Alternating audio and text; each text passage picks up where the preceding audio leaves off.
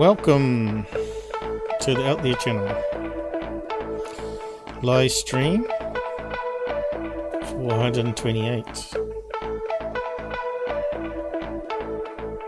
Hiding, I'm searching, I'm loving, I'm finding love, I'm hiding, I'm searching, I'm loving, I'm finding love. Let the weight control your body.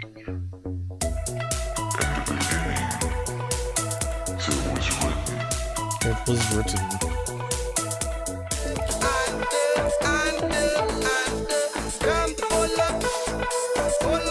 Follow me down the rabbit hole. Area 51, one big rabbit hole. Find and hate. Hey Dan, how's it going? Yeah, I was meaning to start an hour ago, but you know, time you get prepped, time flies. So you got Mr. Grey back, so you should be happy, although he's wearing the Men in Black mask today. Are we back at the desktop yet? Yes, looks like we might be. It's lagging behind somewhat on Google. Terrible. Don't know what they've done to the system, but it's got worse. But we have to do what we got here. Make do. How's the audio sounding out there? Gotta watch out for that crackle. You know, even though I thought I fixed it, they still can sneak back in sometimes. So yeah. Better type up the side welcome there. Hello, anyone out there? We're out there. We out there. Some reckon anyway. Welcome to the OT channel. Live-428. Paranormal Electronics. And UFO topics. There we go. Looks like that's working. Although you can see the lag. I posted it 20 seconds ago and bang, it comes up. 20-second lag time. Not sure if I can improve on that or not, but just be aware of that anyway. So yeah, so I've got a new story to tell. Bring up some pictures maybe with it. If we're going to tell a paranormal event story, I need some images. Unfortunately, I haven't got any evidence, but I'll explain why and what happened. I thought, damn, I thought I would have had some really good evidence. Finally. But yeah, things never ever work out in this field when you're trying to investigate it. Paranormal. Let's just bring up some images. Yes, that'll do. Set the scene. So yeah, on 27th of July, a few days ago anyway, and we're in my birthday month now too, by the way. Have I ever heard of Eric Dollard? No. Is he into paranormal? Hello, Truth Seekers 101.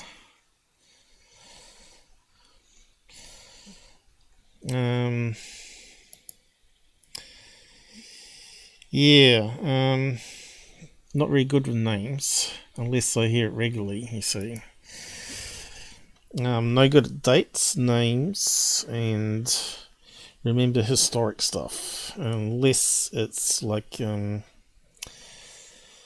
relevant to what I'm researching or something. I like to start off not knowing anything about a particular case and looking at it through new eyes, so people don't understand that. That way you're not got bias, right? So you just follow the evidence, and it's a better way to be, because you see all the stuff I find out, like on the Travis Walton. If I knew nothing about that, I knew about the movie, I watched the movie and had a rough idea, but I didn't want to be influenced by what other researchers and documentaries were saying. So I started looking into that myself years ago and determined that something wasn't right with the whole story, which I have presented and found some maps and things. It looks like it's been redug up again and other big channels have got it out there, and plus they found out some more information and stuff, which is good. It's very hard to research when you're in New Zealand, right? So it's not like you can sort of phone up people or go to their houses and interview them. People that live in America got great opportunity in this field to develop it further, right? So I don't believe I have just looked him up and he sounds fascinating. Yeah, well, we'll get back. We'll do a look at it, Eric, in a minute, but I'll just tell my story anyway. So when was July the 27th? I can't remember what day it was now. New Zealand. I wonder if I'll tell it. I just wanted to bring up a map. Maybe I should just do calendar.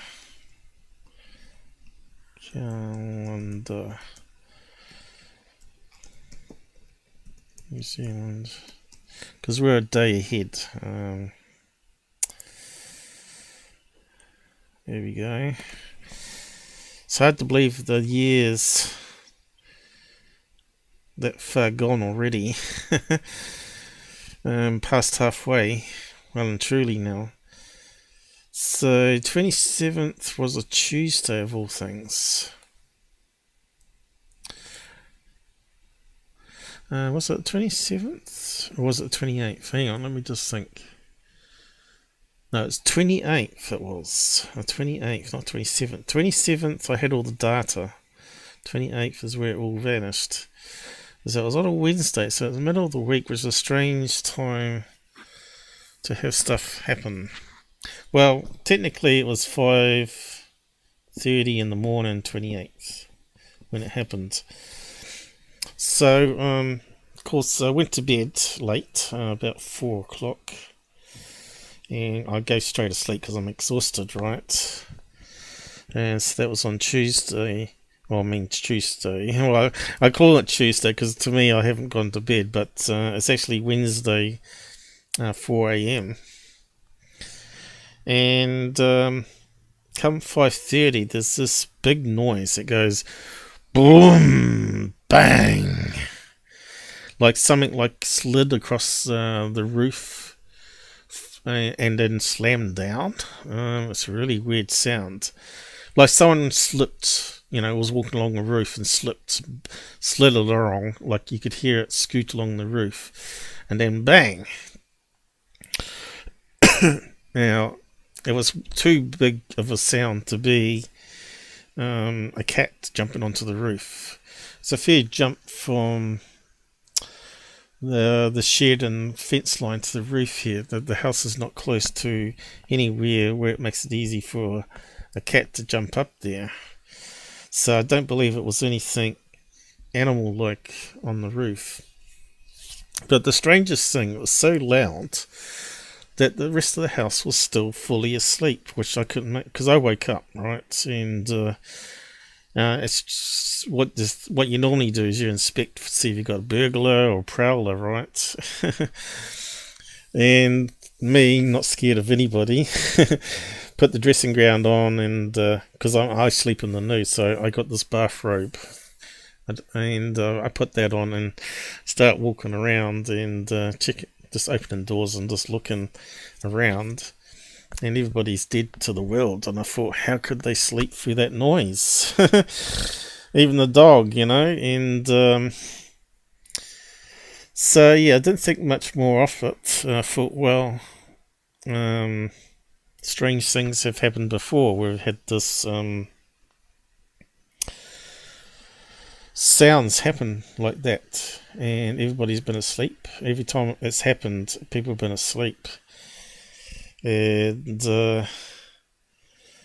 it's been pretty quiet here with the paranormal side of things for probably for a good 10 months, right? Nothing strange has really happened apart from this event that happened back on Wednesday there.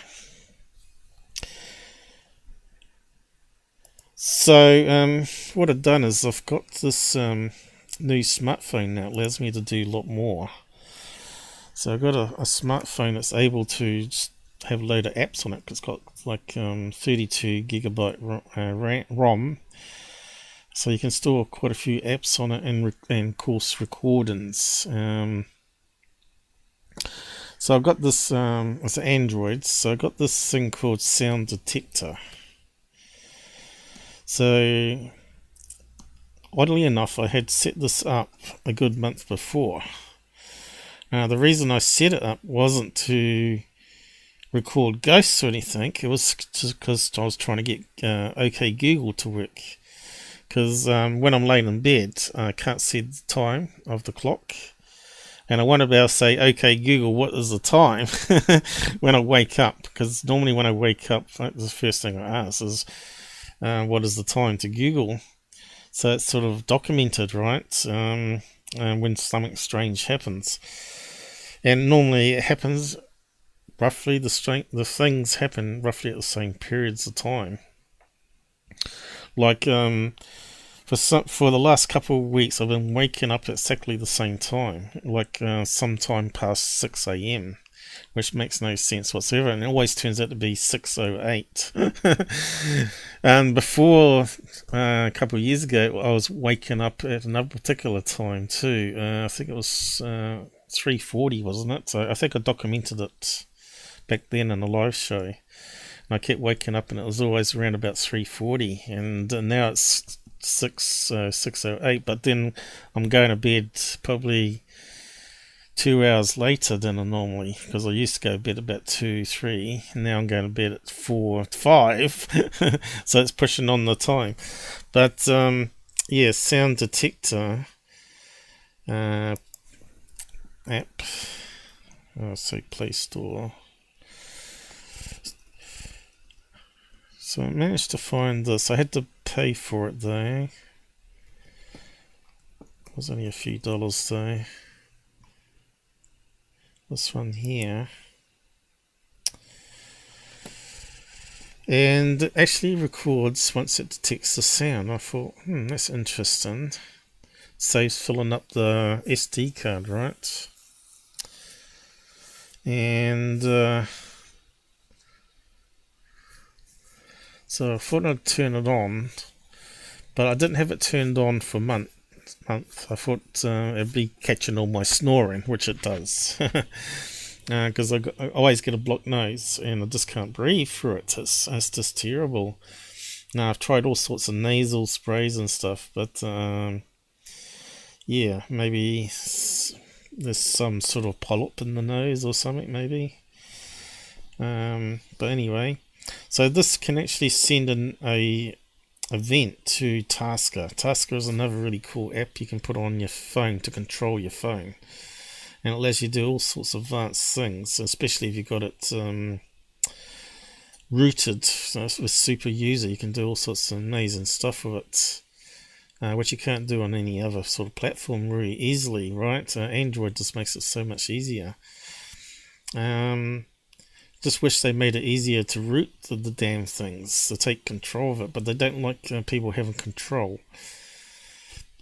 So there was a slight bug in the software though. It conflicts with Google Assistant. Now when it triggers and starts recording the MP3, Google Assistant also wakes up and grabs hold of the microphone and takes exclusive use of it for 20 seconds, and in that time you can't get any of the sound.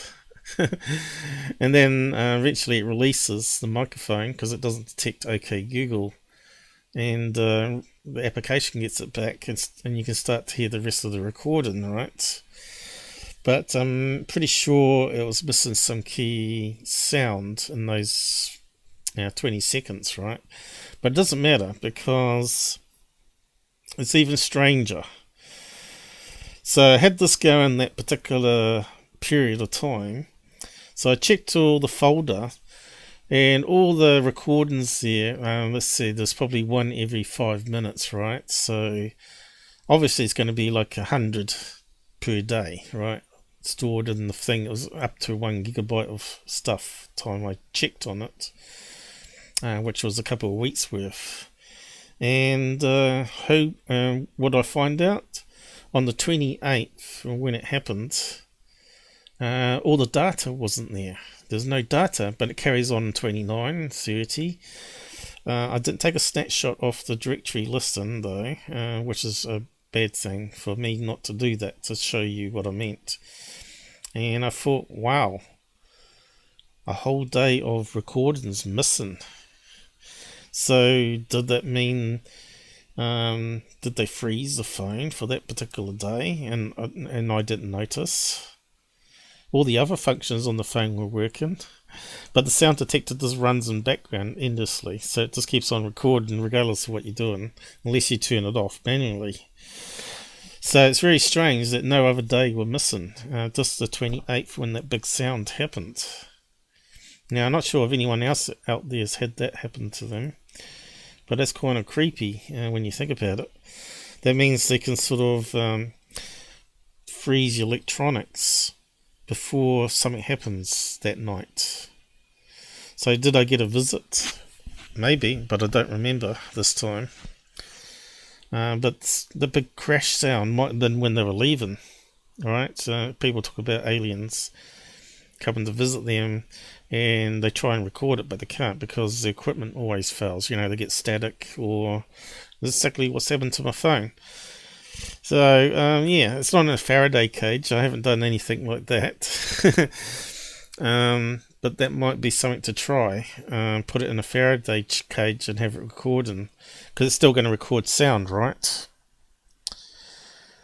But yeah, this is why I want to maybe team up with other researchers, if I was in America, like Earl Grey, and actually investigate this sort of stuff. But it doesn't happen to me often enough to be able to document it, and when it happens it's totally random. Well, other people in America get it on a nightly basis or weekly basis, always at the same time or something, and they still can't record it and document what's going on. So yeah, so I thought I'd tell you about it because I'll be back. I have to walk the dog. Hey, I'm like that too, mate. Charlie Roo takes a lot of my time. He's my dog of the house. Night time, I got to take him out for night patrol. Colin Andrews is an interesting person who was the first person who coined crop circles. Yeah, I don't really believe in crop circles if you've looked at my other investigations into that.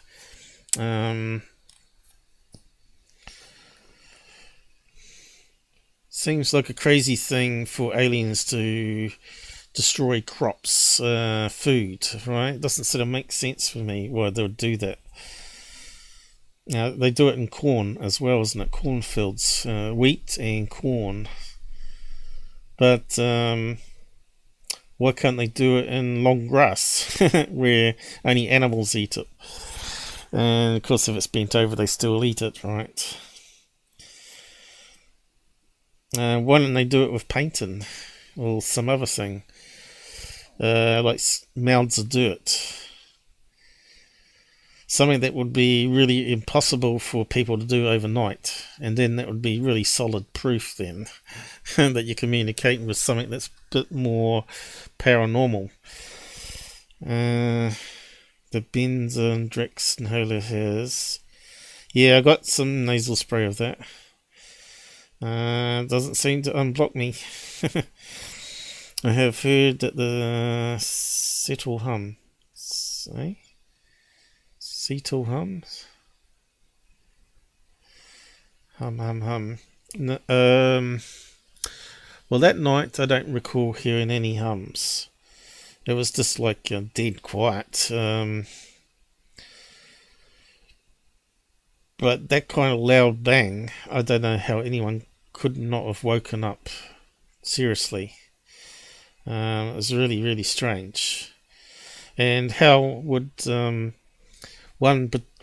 day that the recorder could have got evidence, there's no data files whatsoever. So what I've done is I've purged the folder and I've set the timer to record a minimum of 5 minutes each time. So it's going to lose 20 seconds still because of the conflict with Google Assistant. Nothing's ever perfect, you know. I probably need to have another phone which doesn't have hardly anything on it and just use it that way. Because there's also, this guy does motion detector, which is quite good too. Here's another one.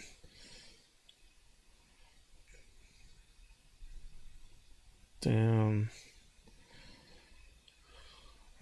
somewhere. But anyway, so we're just going to have to see if anyone else also has anything to do with aliens. Electronics not working. Yeah, so he's got motion detector, as I was saying, which will turn on the camera and record for a length of time. Same as the security camera. So I've got that set up too. So what it does is it's actually monitoring through the camera all the time when I've got it turned on. And if it sees any movement, it then starts recording it to file. You know, any frame changes. So really I need another phone dedicated for that task.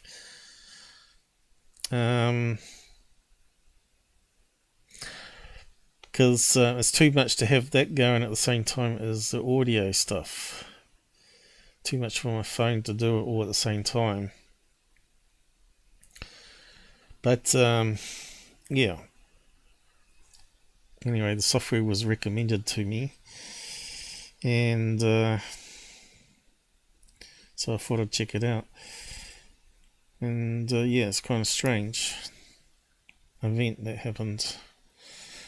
Alien electronics effect, and let's see if there's any other stories out there. Oh. I know Earl Grey has said on his cases that's exactly what happens. And they get the cameras back and it's just static all in the cameras.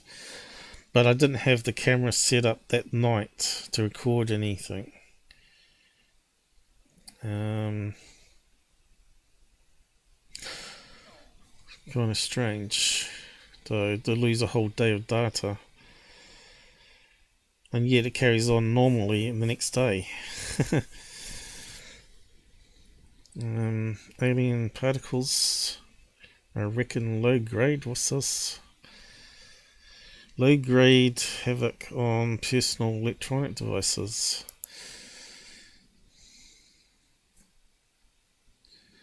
And this is normally when we find out some interesting stuff, is doing random searches, right?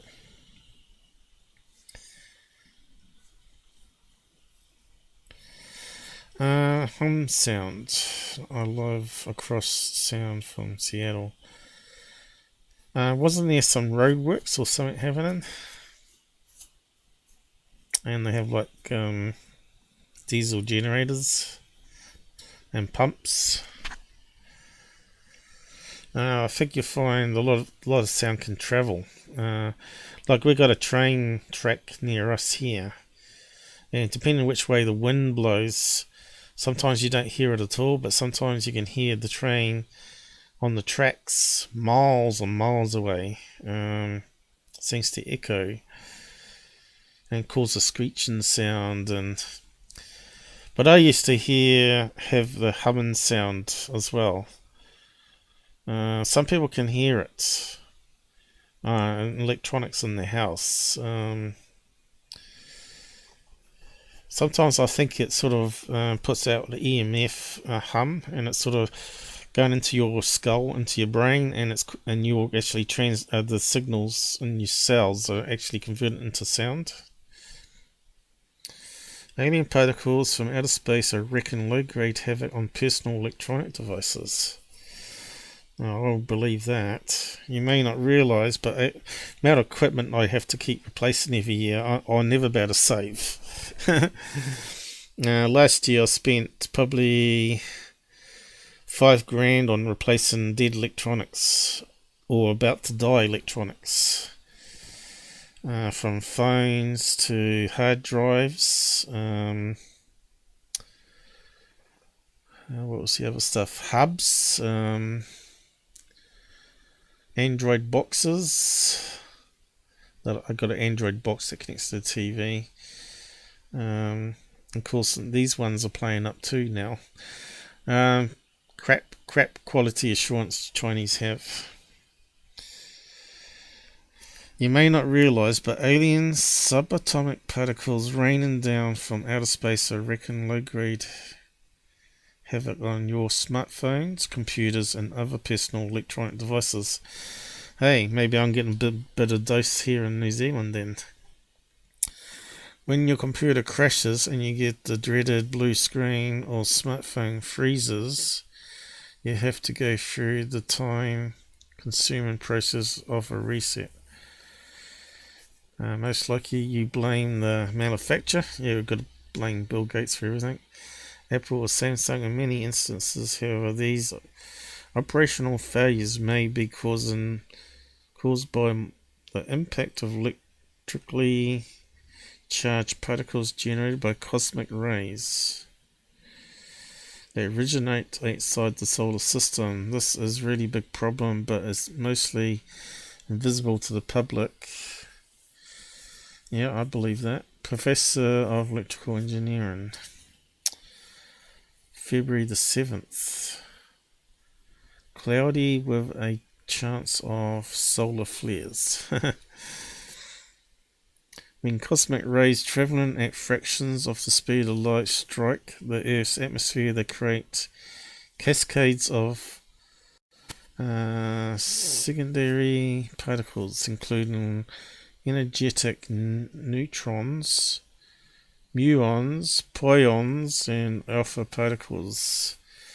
Millions of these particles strike your body each second. Despite their numbers, the subatomic torrent, lost it now. Where's it gone? Subatomic torrent is imperceptible and has no known harmful effects on living organisms. I don't know. I think a lot of people got really bad memories, and I don't know if people feel very tired this year. I found, but maybe there's more going on in our household than we realise. So maybe something is disturbing us when we sleep and we don't realise. So yeah.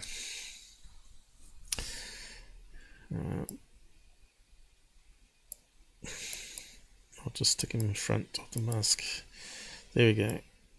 So we got the man in black behind. So yeah, the men in black are to blame. They're sending down particle beams from UFOs.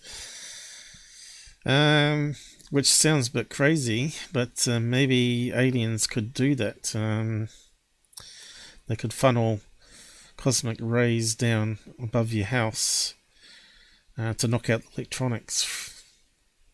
As crazy as it might sound. Is that in sync? I might have to reset. 1, 2. I think it's a wee bit out, isn't it? I'll just reset.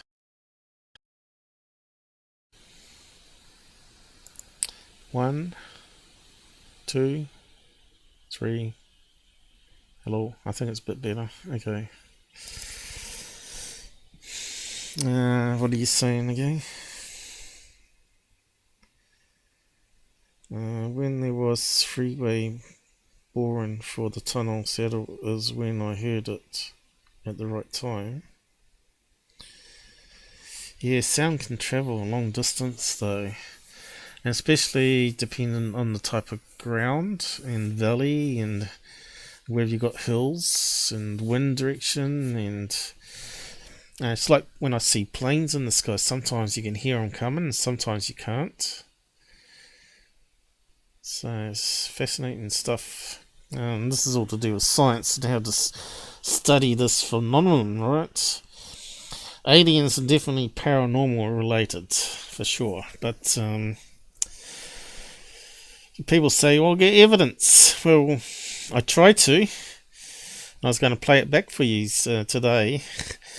I didn't check it that night because I was just too tired. I went back to sleep and forgot about it. And it wasn't until yesterday I thought, I'll just dump down all those files and try and find that one. It was at such and such time. And bang, one day missing. And I thought, damn it.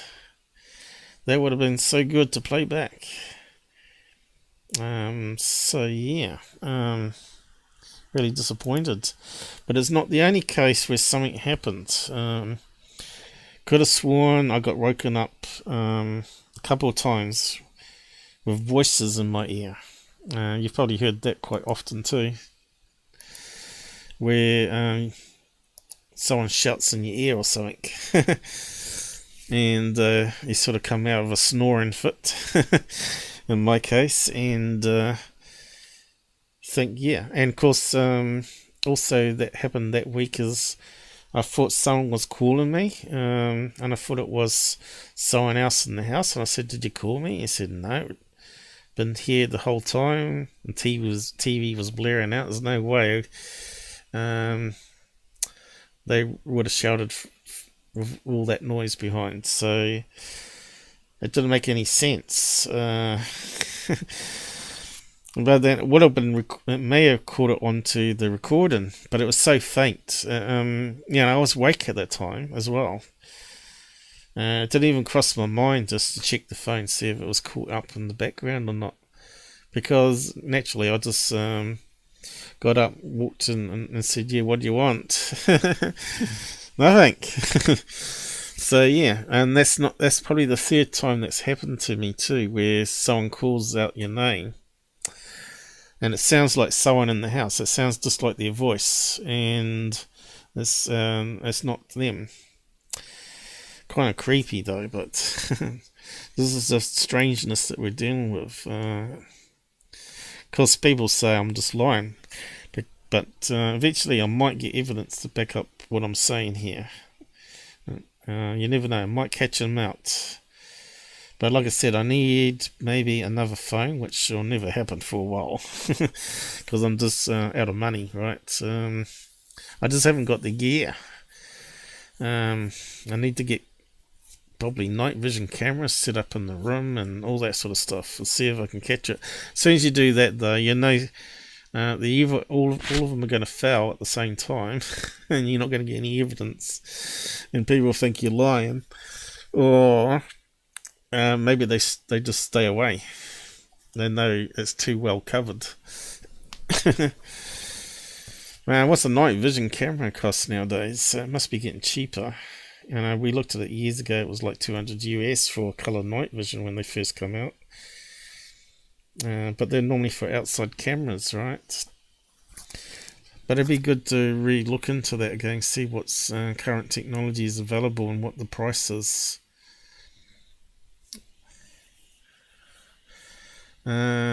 Since it's difficult to know when and where these particles will strike, they do not do any physical damage, so they say. There's been a number of incidents that illustrate how serious the problem can be. 2003 or 2003, the town of Schickbeck, Belgium, a big flip in an electronic voting machine. Oh, added 4,906 extra votes to one candidate. Is that all? Wait till they investigate the US voting machines. Oh no, that will never happen. It's all been covered up, of course. The error was only detected because it gave the candidate more votes than were possible in that particular town, I guess. That's what they're saying. That sounds almost like America as well, doesn't it, though? Where they got 14,000 extra mail-in votes in a particular city. So yeah, won't go into that. But anyway, back we go. People are okay to ignore that, though. The media brainwash people. UFO experts say it's extremely advanced technology. Okay, let's have a look at this one. Here we go for time anyway. Half an hour already. Or 40 minutes. UFO experts say aliens may or may not be out there, but technological artifacts assist way beyond our comprehension. So they're trying to write off the Nimitz stuff as technical glitches, are they? Image from the video provided by the Department of Defense. Well, we've seen that so many times now. Experts on UFOs said, while there's no concrete evidence to show whether aliens exist, well, there's no wonder, because they can freeze our technology and erase stuff.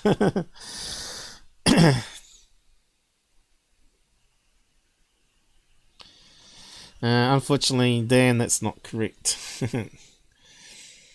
That's not correct. I know someone in America that saw illegal votes actually happen in front of them. But anyway, we're not going to talk about that. It depends who you listen to. There was a lot of people, computer scientists, that looked into the voting machines, said there was ways for them to flip votes quite easily. It was all covered up, mate. There's no way anyone would have voted in the idiot they got in power right now. Come on. Trump is not a liar. Come on, Dan. Get with it. Who are you listening to?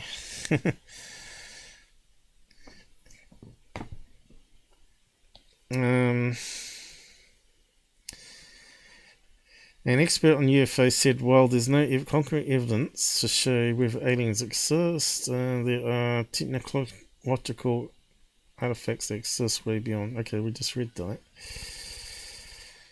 In 2019, the Department of Defense launched a special task force to investigate videos of UAP. The report found on the sightings evidence said so little is known that it can't be ruled out. But how's that working? University of California told Insider that what pilots saw may not be extraterrestrial in origin, as there still isn't any public evidence that aliens exist. Well, is that true? There's a lot of abductee accounts we just have to ignore from a vast variety of people, from NSA to cops, which have been abducted, and there's been witnesses seeing it happen. What they mean is there's no evidence of it caught on camera. And again, what happened to me is probably a perfect example of that, right? With my technology.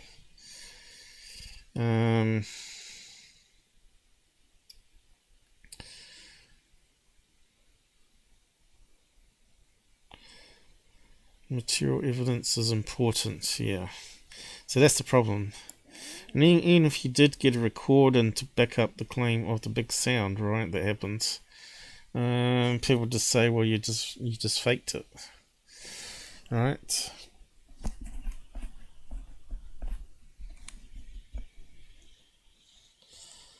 Out of this world, how's it going? No, that's not true, Dan. That's not true, mate. NASA new chief Bill Nelson told CNN last week that the agency is setting up an investigation to further look into the flying saucers. So they've had investigations since 1940s, right? And they still don't know what it is. Pretty bad researchers in the government, if that's the case, especially in America. I don't believe it.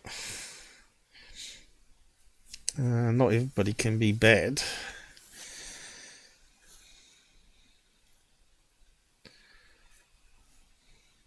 Nelson said he doesn't think the UFOs prove the existence of aliens. But he said he referred to scientists who could better explain what they are. And I still think it might be multiversal, with portals where they can sort of just open up a doorway and just pop in from their world into ours, and it just overlaps. And that's why they can pass through things. Right? It's sort of where the overlap happens.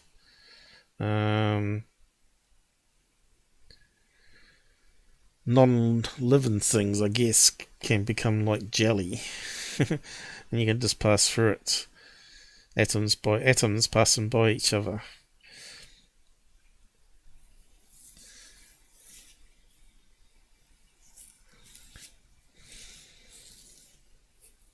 There's probably more questions than answers how that would work, though. How would you exclude living things from being affected? I suppose you wouldn't. So that means that you might become transparent or jelly-like. I suppose it's possible. Yeah, that makes sense, actually, when you think about it. So levitate you up with a tractor beam through the wall. So maybe you do become also in this void that happens for a period of time that they enable it. So if you shoot a beam of bright light down onto the house, that everything inside that beam becomes jellified, but you don't notice it. Somehow it alters your atoms. The battle pass through solids. And that kind of explains, what was it on that show recently? Where he talked about the werewolf, or was it Skinwalker? And it left a bit of hair. Oh, it was on blackvault's show yesterday. And I thought that was interesting. That this creature could walk through a wire fence but still leave evidence, which didn't make sense unless it was the portal was closing at the time. And as he's passed his leg through it, it caught on the barbed wire, which was not on the fence. That wasn't jellified anymore. And sort of ripped it off his leg as he was being dissolved into the portal back into his own dimension. Well, shouldn't use dimension. Into his own universe. Now, this idea of dimensions means the dimensions don't have volume, right? They don't have space, but multi-universes have space, right? So that's why dimension is wrong in my book. When someone says they've gone into a multi-dimension, dimension means it's got to have its own sort of three-dimensional space for you to pass into. And that's not how dimensions work. It's like we got 2D, 3D, and then 4D, 5D, 6D. It's like something we can't see above 3D, if you know what I mean. We don't know if the extraterrestrial, we don't know if it's an enemy. We don't know if it's an optical phenomenon. See, this is another thing I thought about. If it's Black Ops related, and they're keeping an eye on you, like through the Men in Black or whatever, is it possible they can influence your mind so you hallucinate through EMF, through high-powered waves? Because you know what dreams are like. Some of them look really realistic. So if you can implant visions into someone's visual brain cells, and you see something that's not there, and you hear sounds that no one else hears, kind of makes sense, right? But why would the Black Ops be annoying me in New Zealand? Maybe I'm getting too close to the truth, or people that know the truth. Or they just wrote about me out in their frauds online. They don't like me exposing the so-called dream team of networking YouTube channels out there.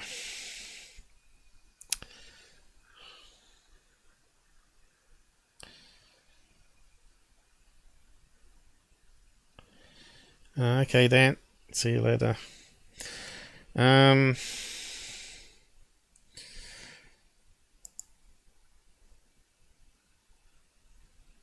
We're looking for aliens in all the wrong ways. Well, if you're looking into space and they're not in space, it certainly would be true. UFOs interrupting your radio and TV. Yep, they're interrupting electronics. 2017, let's have a look at that one.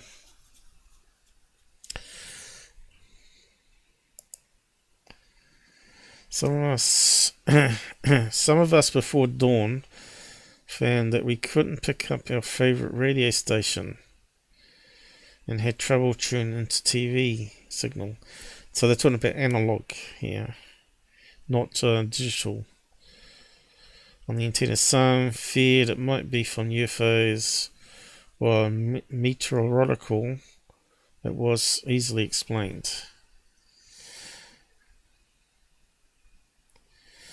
Well, at dawn, you got the sun is down. Well, the sun's just coming up. So now you got a burst of solar radiation. That should affect the radio signals, shouldn't it?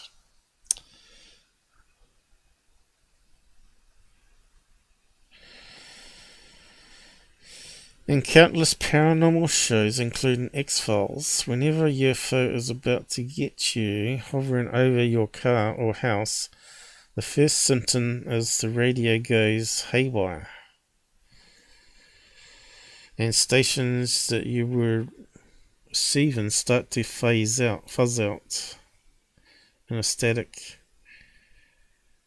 medley. Then various other automotive and home electronics start flashing in and out before total failure. Well, that never happens though. Only parts of the electronics fail. Unseen hand. Culturally, we've been primed to be creeped out whenever any of these symptoms show. Many of us driving around town had hairs raised on our back of the neck, as it was discovered normally clear FM radio stations. But that's still analog, right? And they're higher frequencies than AM, right? Let's see. Because shortwave radio is lower and it can go longer distances. Shortwave to FM radio spectrum.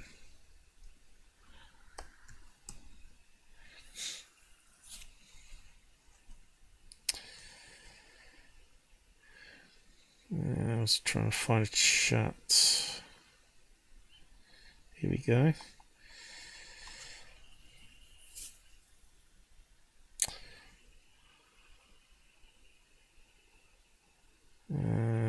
That's not the best one. That's what that one got. X-ray, gamma ray. No. What have we got on that one? Radio. Low frequency, medium frequency, high frequency, very high frequency, UHF, ultra high frequency.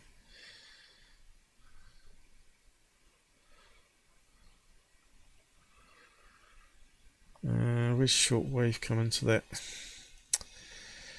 FM is like modulated. It's a special way to get the sound better.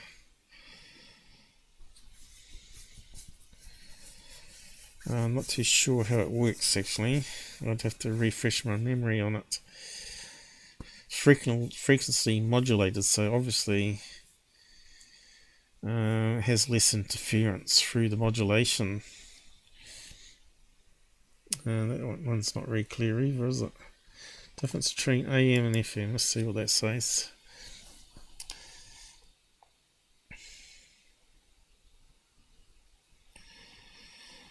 Yeah, we had AM here. I still have.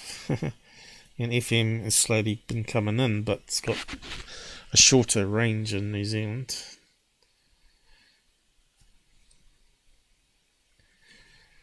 What's the actual difference between AM and FM?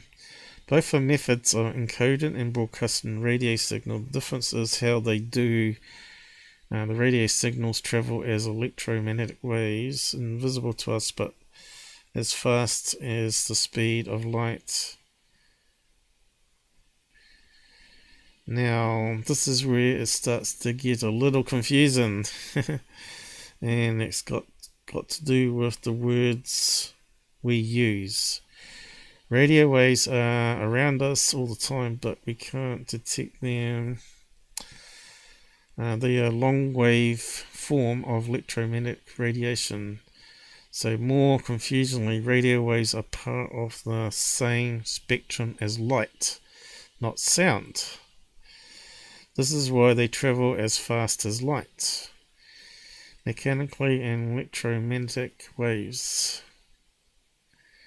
Radio waves can't be heard and have nothing to do with sound waves.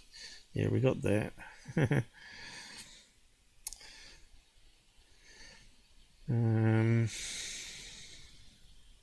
Longitudinal waves are sound waves and they move through air, water and even solid surfaces, but they need to be able to move the particles of the medium. And transverse waves move through water and other medium in perpendicular oscillations. On the other hand, electromagnetic waves, the types of which include light, microwaves, infrared, X-rays, ultraviolet and radio, do not require a medium through which to travel. That's why they can move through deep space and through physical barriers. So this is like lay terms. We know all this though.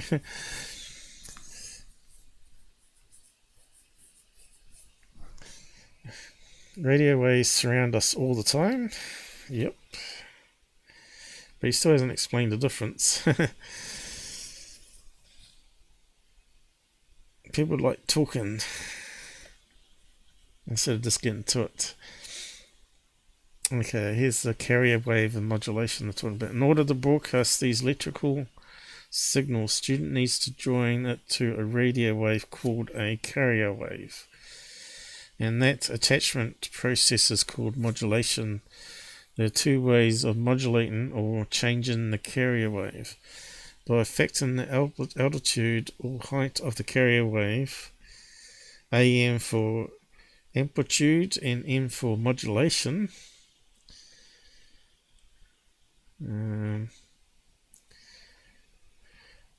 Right, so changes the height of the wave that can go through deep space, and then if you convert those amplitudes for left and right or whatever, I think it's only mono though, AM, FM's stereo. But yeah, they can convert that back into sound waves through physical media, right? Which is air. By moving a membrane up and down based on the height. And it pushes the air forwards, and it creates the sound that the microphone picked up, because that's picking up the membranes moving up and down depending on how close these are through sound.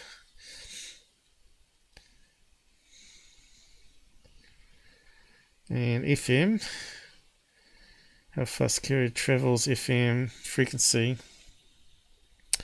modulation. So that one's changing it in that direction. That one does it in amplitude, and that one does it in frequency of the carrier wave. So they got like a tone, like a single tone going in, and then they modify it so it's actually sound. Well, it's not actually a tone, is it? It's an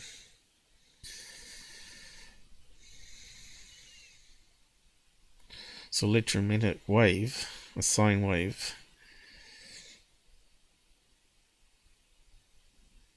Signal.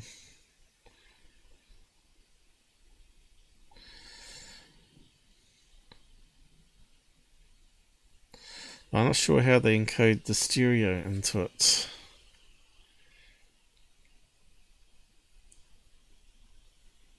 The difference in the way AM and FM radio signals are encoded means a difference in sound quality, performance and broadcast range between the two types. This explains why FM stations sound better than AM stations. AM stations can be heard from further away, which we know. AM waves, AM varies the amplitude of the broadcast signal, so the power at which the signal is broadcast is also changed. Since amplitude represents the strength of the signal, some receivers can't pick up low amplitude signals at all. FM radio always remains constant amplitude, so signal strength does not change. So that makes sense. When you put more energy into the wave, so it can go further distances. Well, FM is constant, and it's just changing the frequency, and then you have to undo the frequency back into sound. FM uses a higher frequency range and a better bandwidth. Hey, well, we're always learning something new on this channel. I've never bothered looking into AM and FM before, but it's quite interesting. AM radio operates from 535 kilohertz to almost 1600 kilohertz. FM between 88 megahertz. So that's a big jump. And 108 megahertz. Each FM station is allocated 150 kilohertz of bandwidth. Sounds a bit like breaking up, how to break up the bandwidth on a fiber connection, isn't it?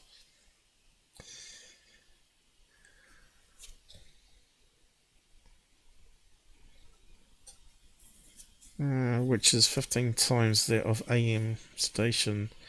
That means the FM radio can transmit 15 times as much information as AM station, and explains why music sounds much better. Alright, so you can encode more of the frequencies of the sound into that location, and also split channels in the encoding. Since music has more electrical information contained within than a microphone voice, FM typically broadcasts music, and AM generally sticks to talk-in programs. Well, that's true. I never thought about that before. Yeah, the audio does sound crap when they play music. That's kind of interesting. Flypaper, sound fly.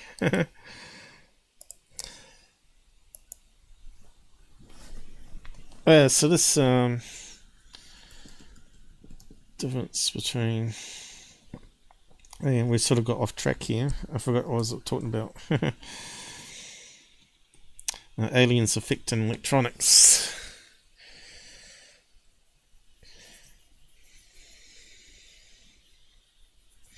But normally when a UFO flies over a car, it's normally the radio normally cuts out completely. The battery dies completely. Now, we've talked about that in the past as well, why that may happen. And a lot of people thought it was like EMF, but yeah, it's a bit more complicated than that. It's like the electron flow is actually halted. EMF would normally short out things and discharge things, so the battery would be useless after that. All electronics would be fried, especially in modern cars, right? And of course we're talking about older cars here that also get affected by the UFOs that come in near them, which don't have all those electronics that we do nowadays that can go wrong with starting a car and all that.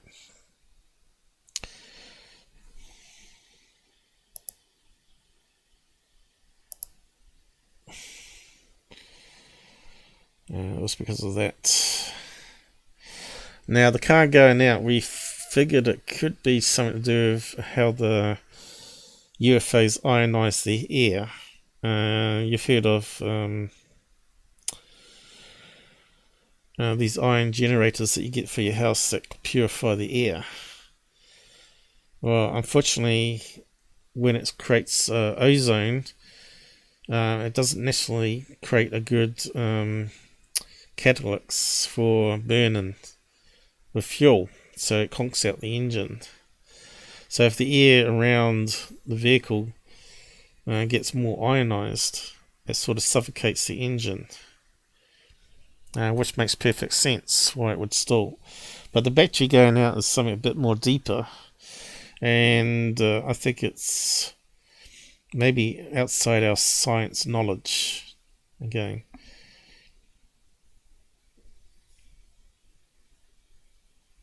And it could be because they generate this field through the light they use. The light's not like our light. People have talked about it before. It's like positive light. I call it positive light. Our light is like negative light, you know, because there's always like symmetry in particles. So even though light, we still see it. It's obviously like electromagnetic still, so we can still see it. But it has some other properties associated with it. Maybe it causes the portal to open up between multiverses and causes a jello effect to happen. Yeah, it's quite an outside box thinking, isn't it? But it's still fascinating. So yeah, we just have to keep trying to capture evidence, I guess. I have tried. And like I said, I might get one paranormal event that happens once per year. And it always catches you out and you're never prepared for it. And so you never document it. Or it's like if you have something jump on your bed, right? Do you move? Are you petrified? Do you jump up out of bed and run off, or switch on the lights? This is why I use a touch light, because you can quickly flip your hand around and touch the light, turn it on. But it's amazing how many times my circuit in the touch lamp keeps blowing. Now, normally they can last And my old lamp used to the old circuit board used to last. It lasted. The original circuit board, it was less high tech. Had like more chunky components on it. It had one single chip in it. It lasted 20 years without any problems. But back then, I didn't have any so-called crazy paranormal happening. It only just started happening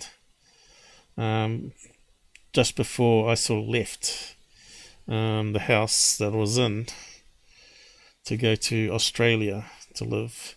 And then I come back to New Zealand again. But yeah, so there was in the last year of being in that house is when things were starting to happen. And it was after a guy committed suicide in the upstairs of our house that we rented out the top part because it was self-contained. His mum said that that was the best place he liked to be. So it makes sense if he committed suicide that he might come back to the house. And we had people rent out after him that said that TVs would turn on or turn off. And I would hear also cupboard doors open and drawers opening when I knew no one in the house was. I was the only one in the house, and that his room was right above mine. So yeah, I talked about that previously though, and it's kind of creepy when you think about it. But it's related to the sounds and bangs that we're getting here. Is it him somehow visiting us here as a spirit, a noisy spirit? Because they seem to attach to people rather than property all the time. But then again, it doesn't explain why the electronics failed that night to record it. So yeah, what else did we get in the searches here?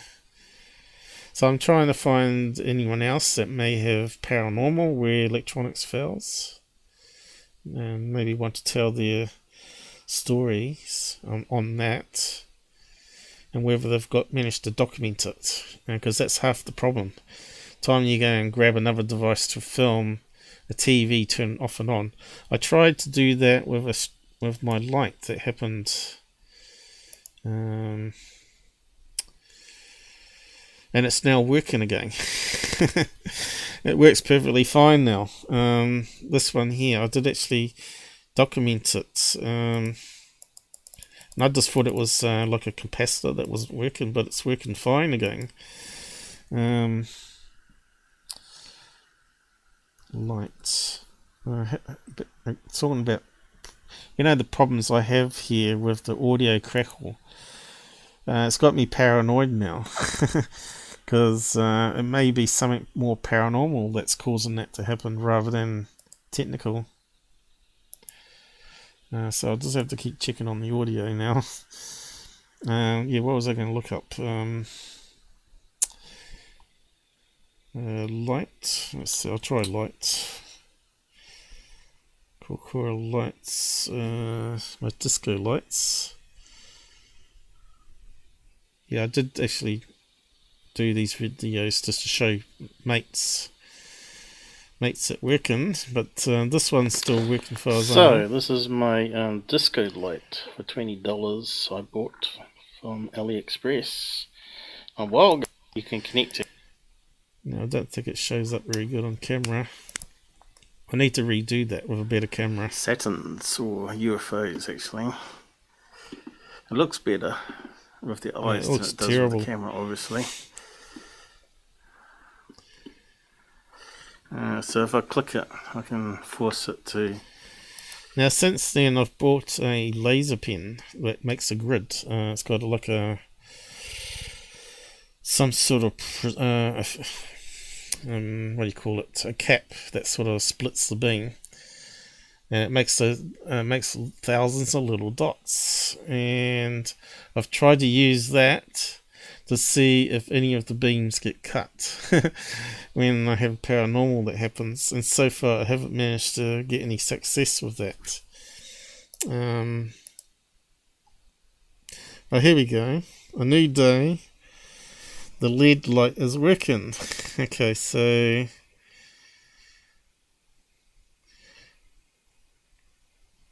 I got one of these lights here in the ceiling in a stand. So it goes up to I'm just going to demonstrate these LED. There you go. It works first. I'm seeing this particular. Trying to do it in the dark here though.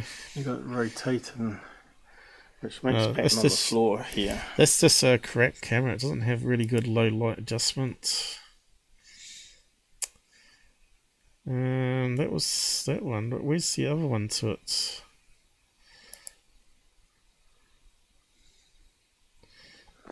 So this light I've got on the stand is now working again. But when I was filming it last time, it was turning off. Or flickering and doing some strange stuff. Where's the link to the other one? See previous video. Here we go. So this is what it was doing. Okay, something's just happened here. When my lamp there on the tripod just simply blinked out. Yeah, it's not completely dead yet. And after the experience I had last night, it is extremely strange, to say the least. But not only that. So the previous night story here, the paranormal event, I had something jump on the bed. And you could see the footprints in the quilt on the bed, and you could see it took a step forward, and you could feel the weight of this invisible being. That's all I can explain it. Maybe it had devil's hooves, I don't know, but there was nothing there.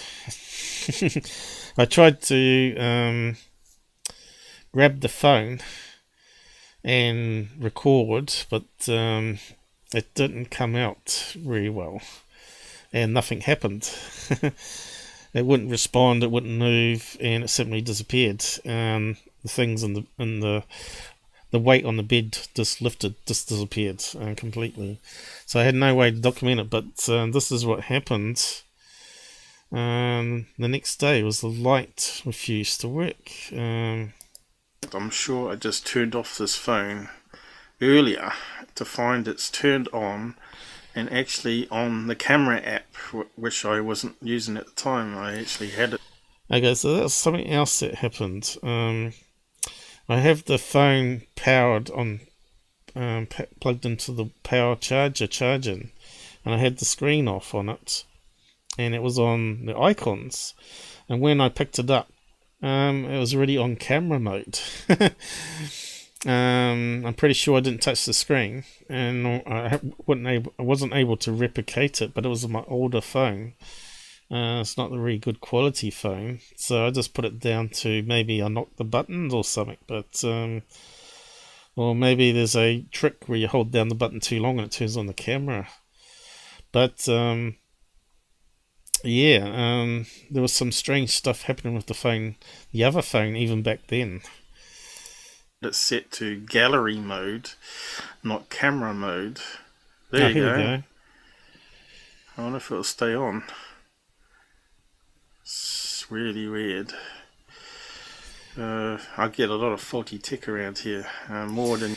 I was hoping it was going to be EVP or something talk while I was recording it, but nothing really happened. Well, I couldn't hear anything in it. I think I could hear me breathing, because I'm always got a blocked nose. Usual.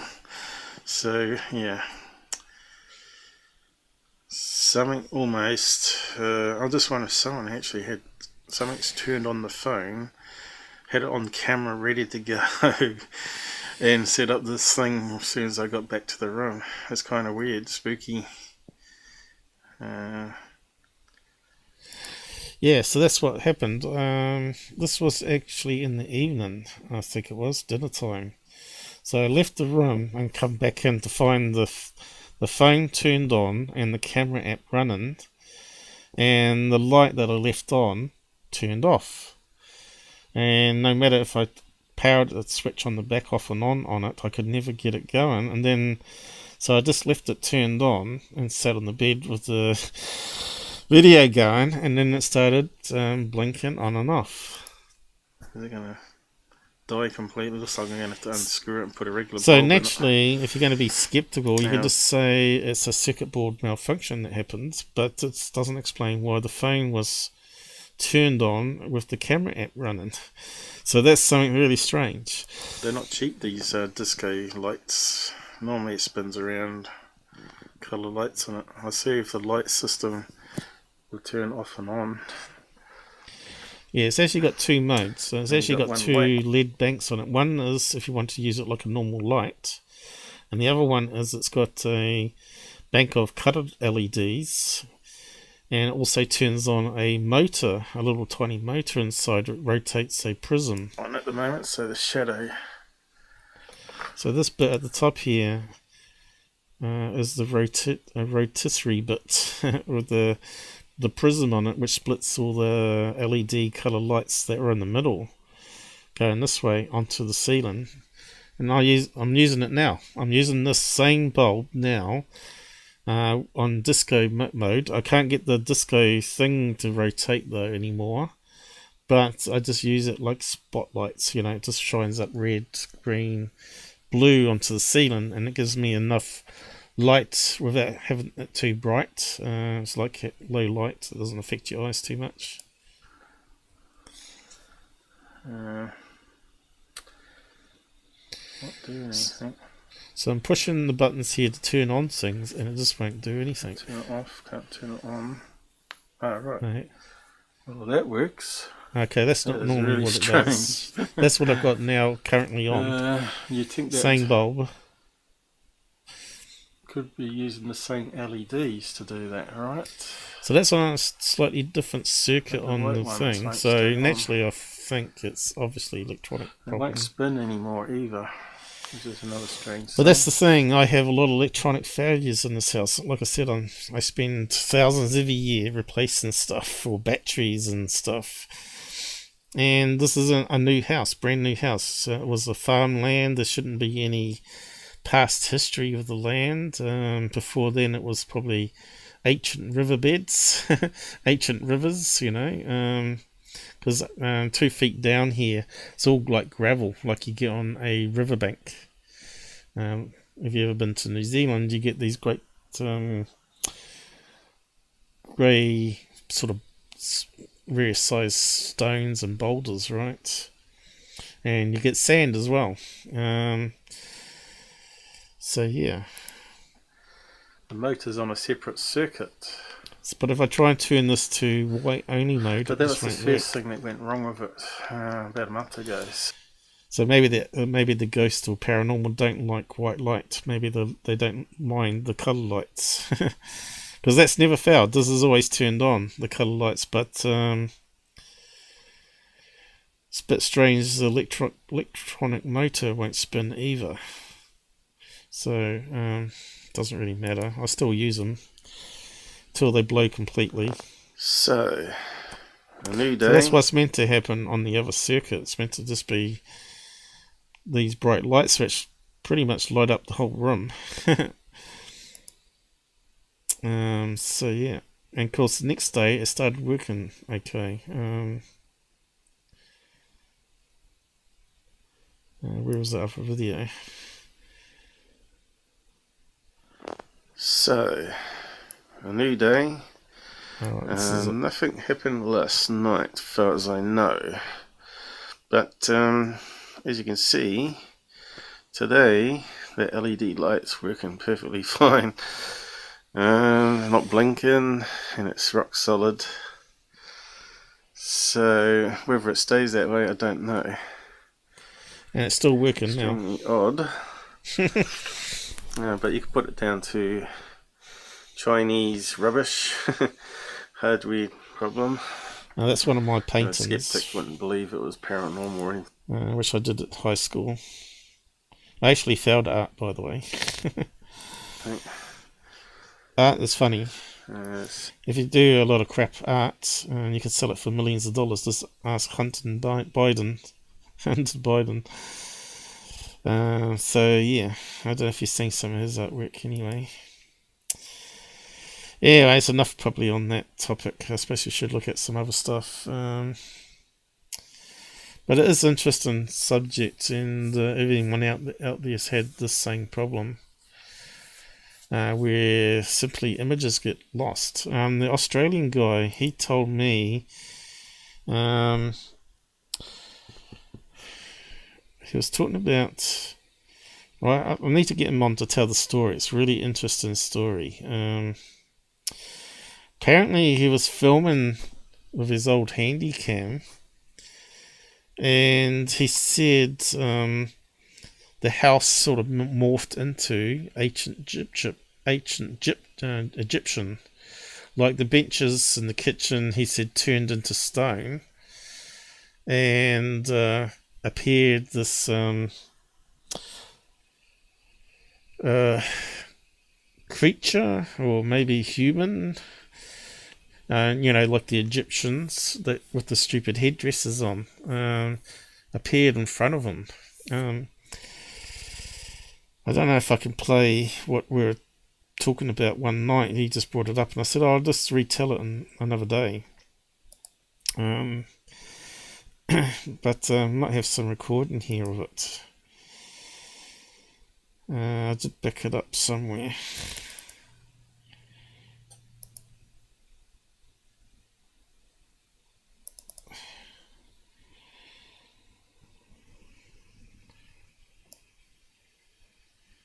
Test stream. Here it was. It was a test stream I was doing.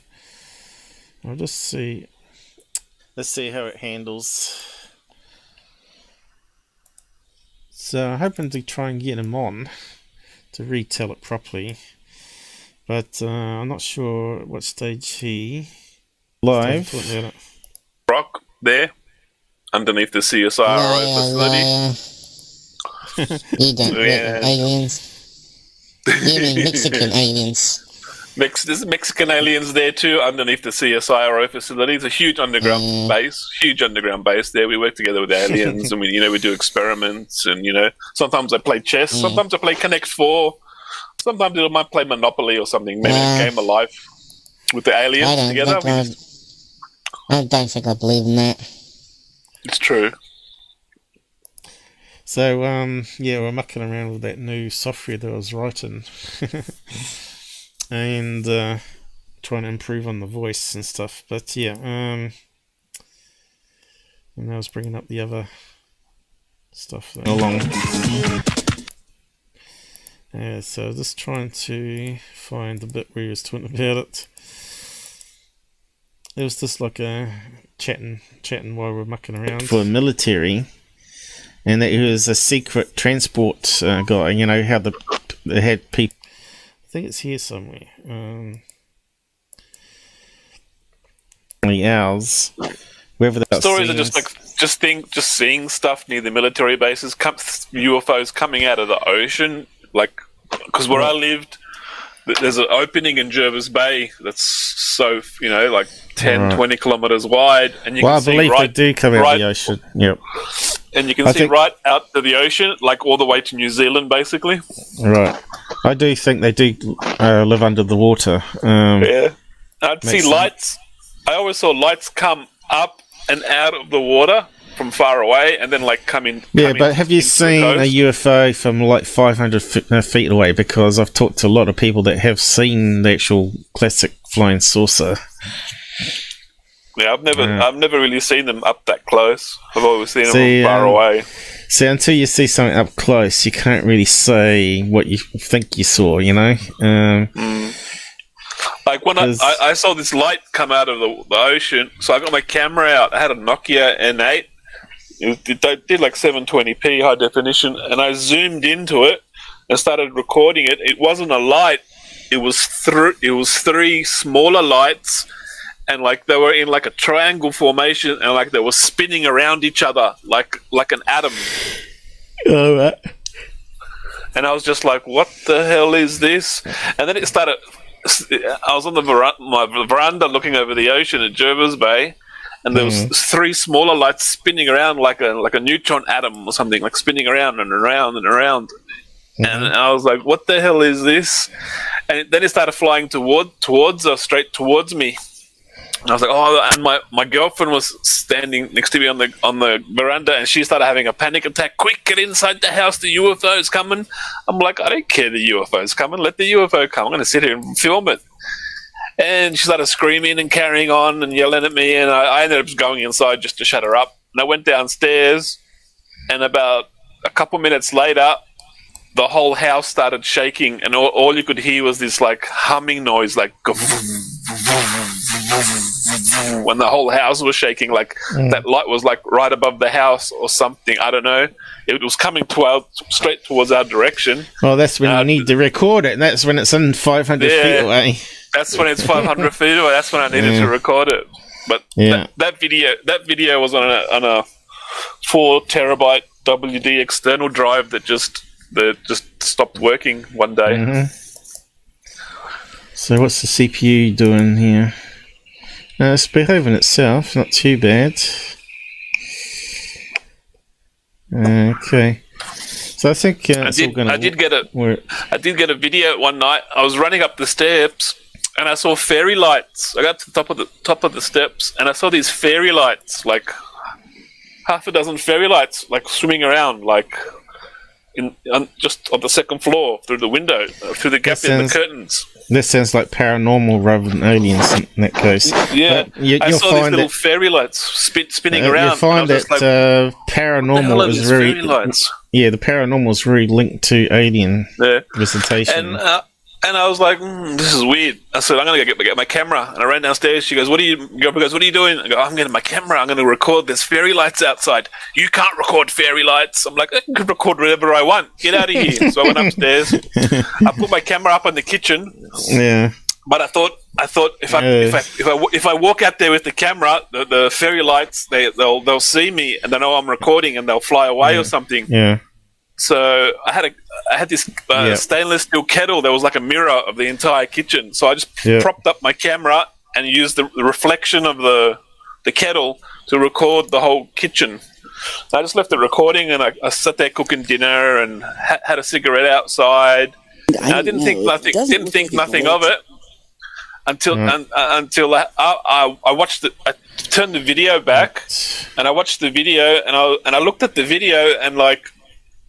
Where the ceiling is, there's a big black shadow, and there's like a grim reaper in the ceiling, and then where the kitchen bench is and all the benches, that turned into like Egypt. It looked like Egypt. The stonework. There was all this stonework. There was a big grey head in the shadow.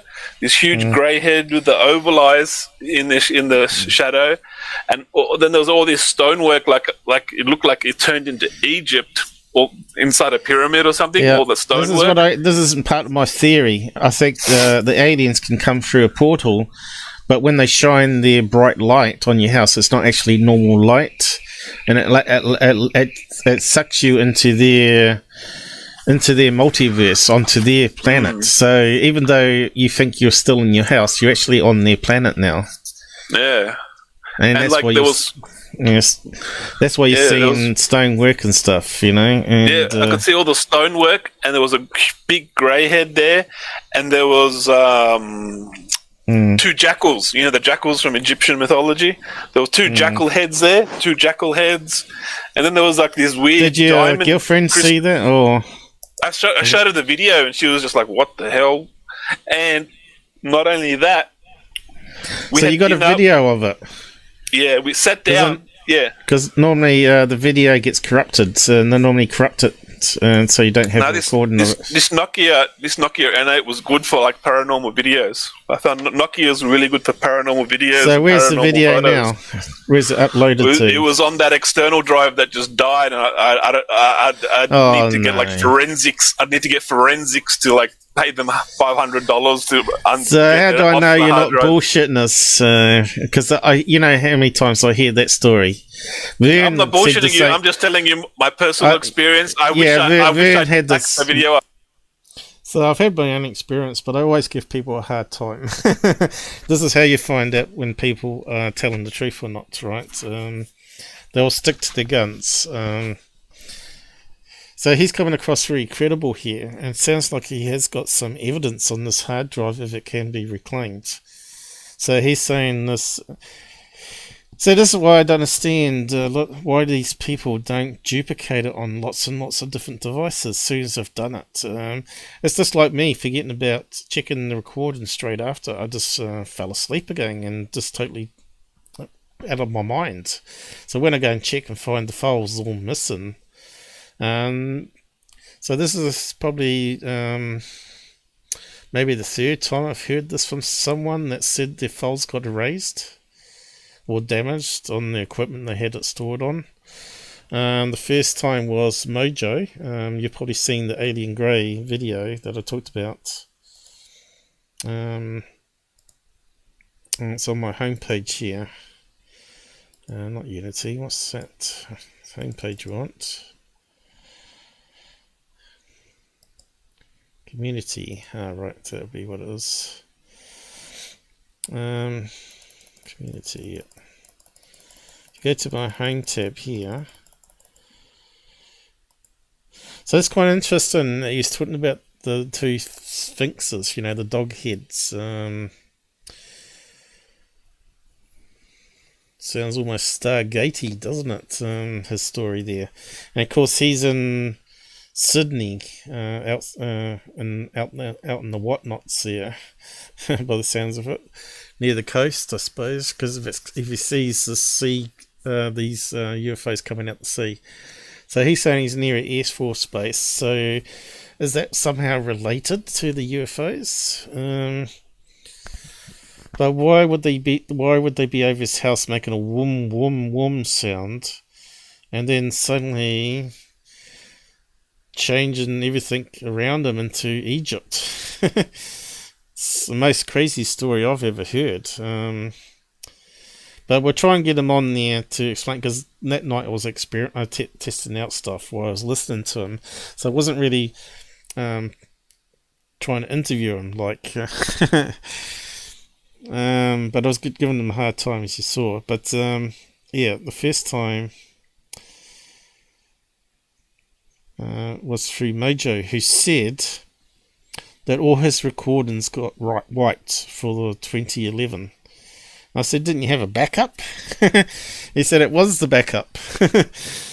Because the other ones, because they back then, you have to keep buying a new tape, don't you, to record onto the cam recorder, which weren't too cheap, if I remember right. So you normally wipe and reuse it, and after you've dumped it onto the hard drive. So I'm not sure if he still got the tape or not. I didn't ask him, but he was paranoid about being hacked. Probably up there was Shelley. Shelley talking about her hacking. But he said he got harassed and threats, and his friends turned on him and said he was lying and all this sort of stuff. So, but he was the first one to mention about his stuff vanishing. And the next time was through a guy called Vern. He's also had some crazy stories, like this guy in Australia that we're just listening to, where he talked about portals opening up and seeing through the portal thousands of UFOs flying in the sky, like it's like another planet or something. And this UFO enters into the hole, and it sort of seals back up like a droplet of water around, like jelly. I said, "What did you record? Anything that could be verified?" And he says, "Yes, but they've deleted all my files." And I said, "Oh, come on now, I've heard this BS before." No. Somehow they're able, the men in black or whoever they are, managed to get in my system and delete my files. And he reckons he had this up-close recording of a UFO. Well, we do know since then that there were back doors and windows. I can't remember what they were called now, but Israel were using them to on Iran and places like that. It was like a back door that couldn't be closed. Remember, they had a lot of major updates on Windows, and they said they couldn't patch this one just yet. It's a complicated one. So you had to sort of do blocks through the firewall and stuff to give you some sort of protection from remote control and all that. So yeah, if you've not seen Mojo's, that was my investigation on the video. So 2 weeks after he sent me the source file of this from his hard drive, that's when everything was deleted again. I think it was his second drive with stuff on. But I was trying to get him back on to talk about that side of things. So if he's listening out there, get in contact with me and we could do another interview about all the other stuff rather than the UFO stuff, but what happened after. The crazy stuff that happened. We joke about the men in black all the time, but certainly seems to be a common thing where strange stuff happens to electronics, and in my case, live streams. There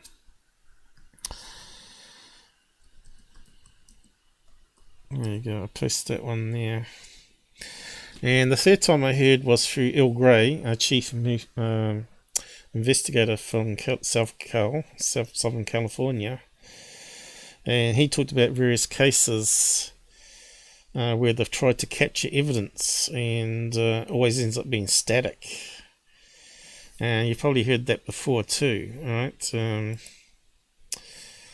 Through some other talk show hosts, which investigators talk about aliens causing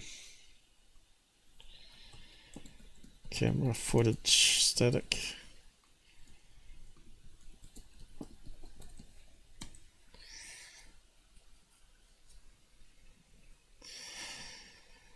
Okay, so there's probably some fake stuff here.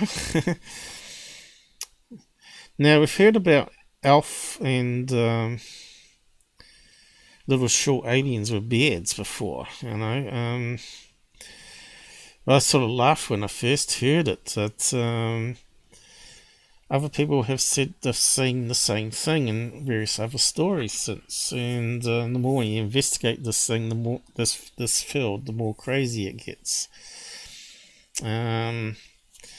So yeah, what was the last one that I heard? The guy was saying a little gnome, he would just see there sitting on the bed bookshelf or whatever, staring at him. And the one before that was the story about, was it from Scott Brown? Someone like that was telling stories from his investigations of some sort of famous magician in Canada, was it? Talked about sitting in the bar, cleaning up his guitar and stuff, and these little elves come marching through in front of him, and not even paying attention to him there.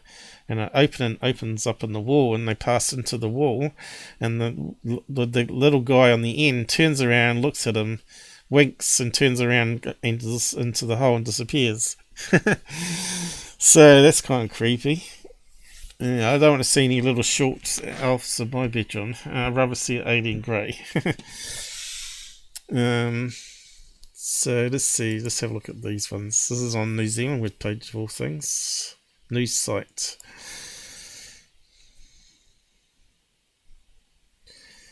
Yeah, let's have a laugh. So it's talking about that one in America. Okay, we think that was just a skinny-legged boy with some sort of underwear on his head, right? So, yeah. Some prank or something. Yeah. So, it's nothing like the little elf with the beard, right? That you hear in folklore. Odd creature caught in security camera. I bet it's the same one, is it? US Today. Yep, same ones. So they all copy each other. None of these other good stories that you hear. Eyewitness accounts. And of course, no one manages to get them on film because it happens in a split second. If you're sitting there in a bar and these things come marching through, and of course if it's pre-smartphone days even, time you grabbed your phone, turn on the app and swing it around and see and adjust the low light, the things have disappeared, right? You have to be pretty quick. That's why you got to record all the time, but what happens is you get static recordings. I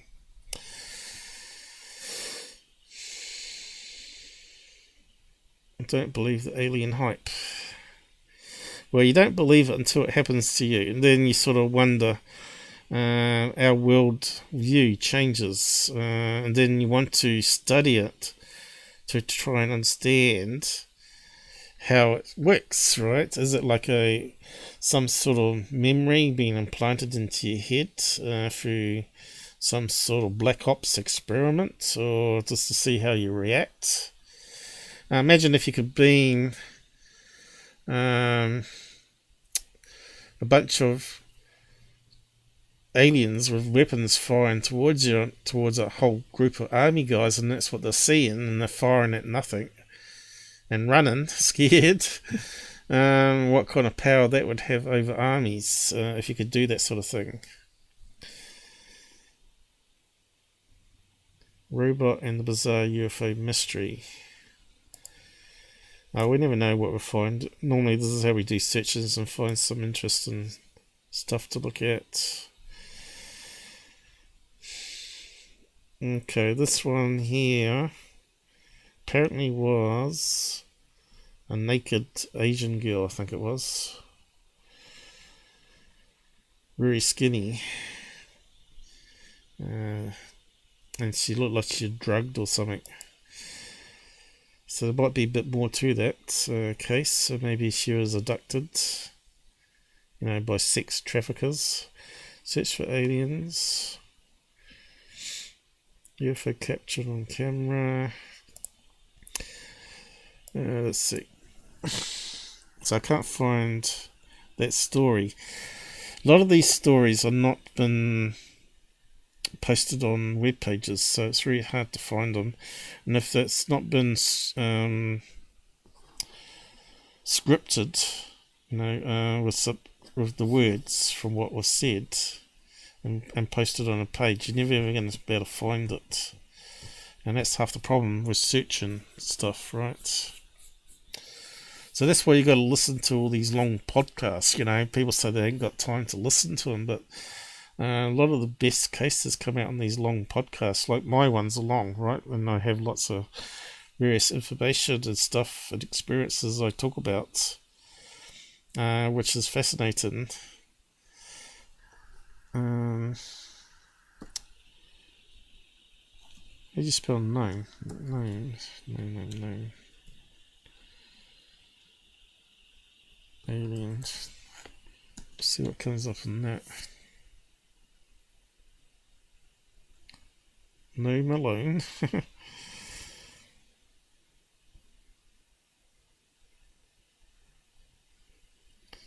I did type alien, didn't I? All it does is brings up mainstream media rubbish, right? Instead of all the other stuff, all the cool stuff that's sort of buried on Google. Because they're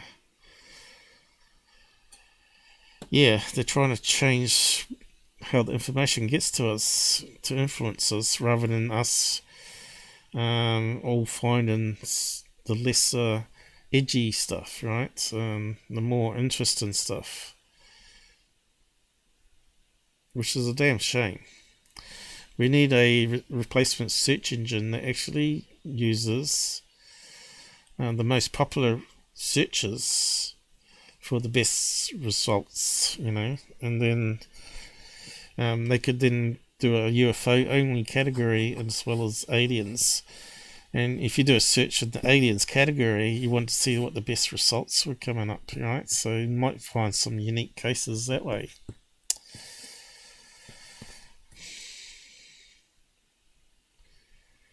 And of course, we're not getting anything about the known aliens at all. It's hopeless. What's happened here? It changed it at the top. Maybe that's why. No. Alright, here we go. Story.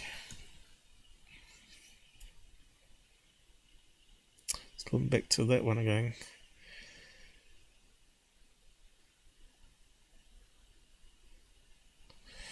Netflix.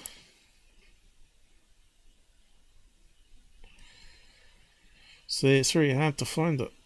That's why you got to do research beforehand to find the stories and then bring it up on a show. Don't expect to find it by search, because it doesn't work. But I have got some similar stories here from the past that still is hardly ever searched, called Green People.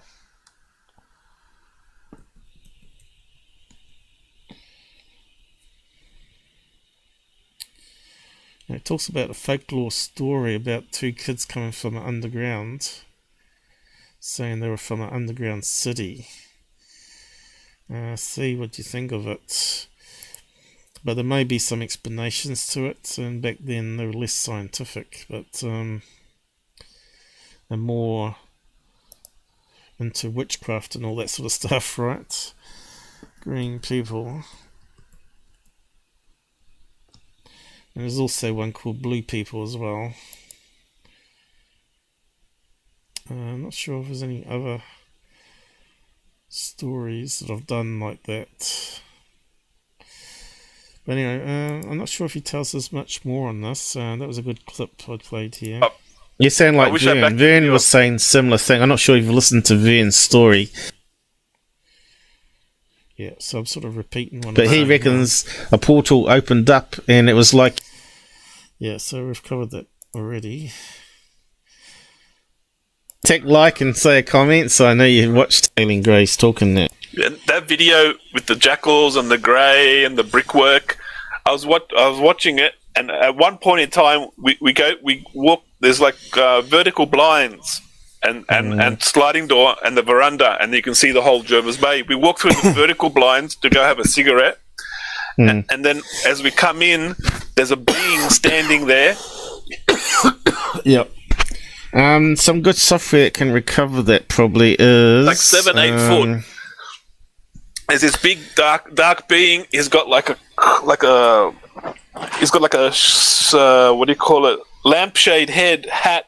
He's got like a lampshade head hat, and he's looking down at us. And we're both looking up at him in the video and having a conversation with this being, but I have no memory. So I have this no is physical memory.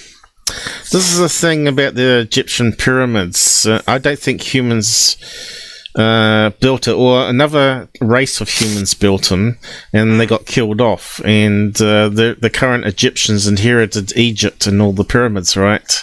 None of them have a clue how they were built because they didn't do it. But yeah, could be that the aliens did come and they took. So there he was talking about this 8-foot being with a lampshade head.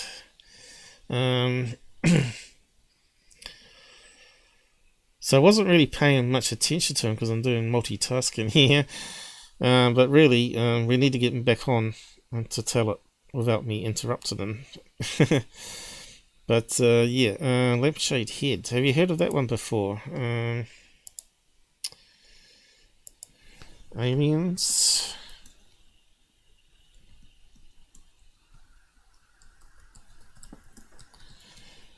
Lampshade head. Is there any stories like that out there?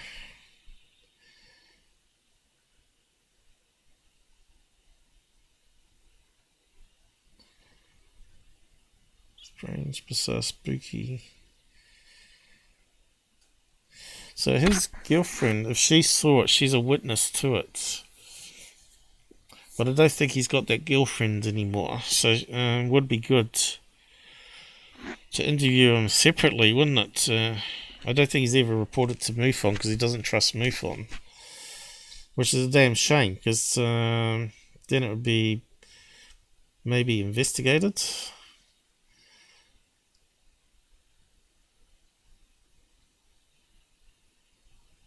Boy with the lampshade on his head. That sounds more like it. But Egyptians, did they have lampshade heads? Egyptians. That's another, because you were talking about Egyptians before.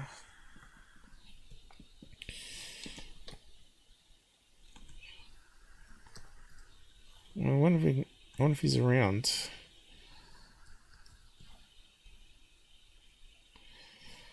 Egyptians. Headdresses. Let's have a look.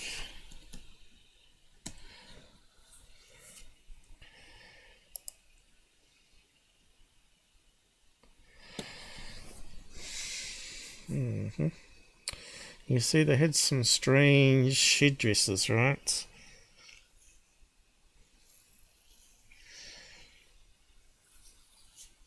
Would that be lampshady? I wouldn't say so. It's more cone head. That one especially there, look at that one. Looks like a cone head with Tesla coils added to it. And this one here, cone head with extra cone added. Those two merged together.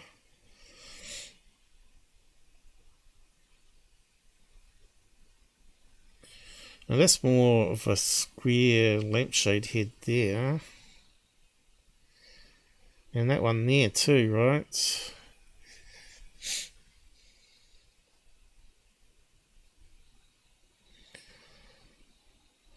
So he said it was turned into Egypt, but yeah, it kind of sounds more crazy. Look at that, how big that one would be.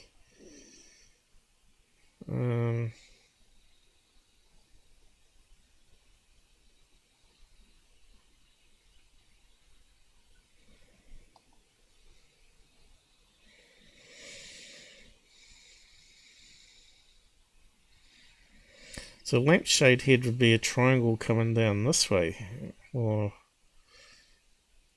these always seem to go the opposite direction, right? See, if that was a lampshade head, you'd expect that to be thicker here, and then going up boxy that way. Sort of doesn't fit Egyptian headdresses at all.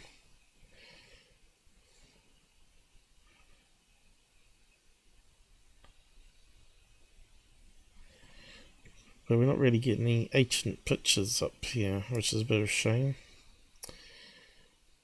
We need wall art, I suppose.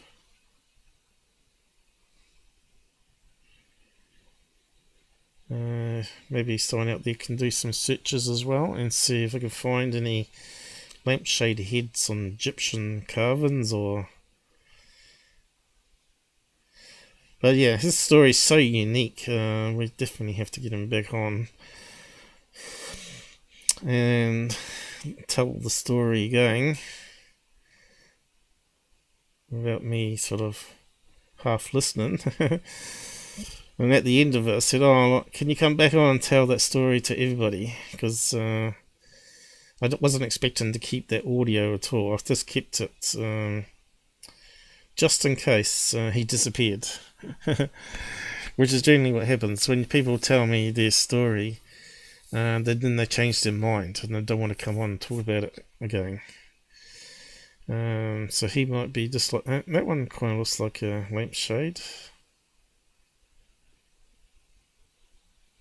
doesn't it? But that almost looks African to me. See, that's what I think. Well, maybe not even African. They kind of almost look like Pacific Islanders or Asian, even Asian eyes. But they got Samoan and Pacific Island type noses. Weird. What's that one? No. See, if that was around the other way, that would be a perfect lampshade head.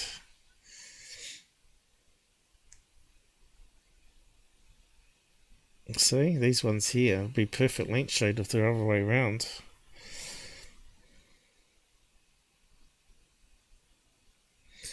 Let's try lampshade then. You never know. Here we go.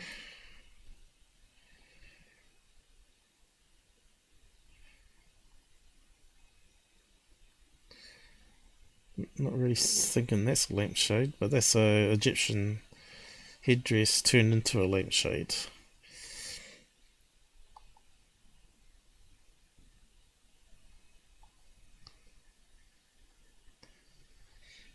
No, just not seeing anything.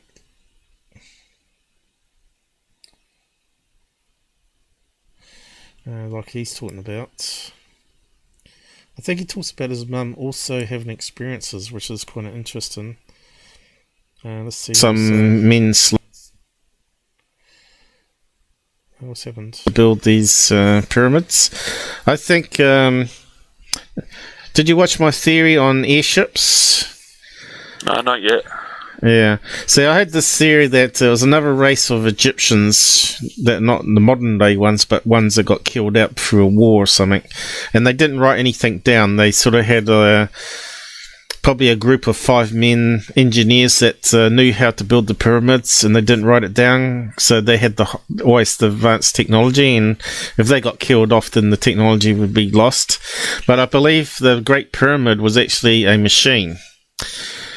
For producing hydrogen gas, because if you watch my live on it, I actually look up all the science facts about crosswinds and where all the pyramids were built, and it all sort of lines with the theory that I've got, that there was, about Easter Island is in the direct path of that too.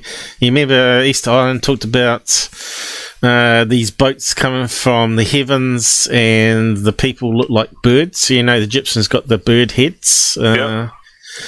Sound like Egyptians coming down on their ships, right? So it makes sense. If you're going to build a airship, the Great Pyramid was producing hydrogen. Probably would take a few years to build it up, and then they would have filled it up into silk or some sort of fabric that didn't leak too much. They probably found a way to do it. The Egyptians were quite clever because they did mummification, right? So they would have had some sort of light material.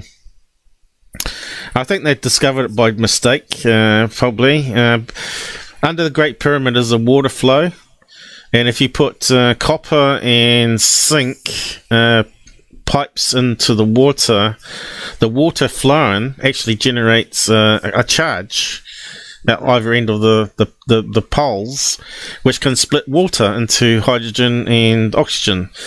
And remember, there's lower chamber and upper chamber. Well, the lower chamber would collect all the oxygen, and the upper chamber would collect all the hydrogen over a year. And you know how they had these vents that would go up to certain stars? Well, I believe they had like hatches on them, and when there was enough gas, which they would go to like the King's Chamber or the Queen's Chamber. The Queen's Chamber was the oxygen room, and the King's Chamber was the hydrogen room. And I reckon they tapped it off into a balloon ship, and for the undercarriage, they just would have had one of the Egyptian, those fancy boats they have, which sounds just like the Egyptian, the descriptions and the drawings from Easter Island of these airships coming down that look like boats, and of course they wear the crazy headdresses. And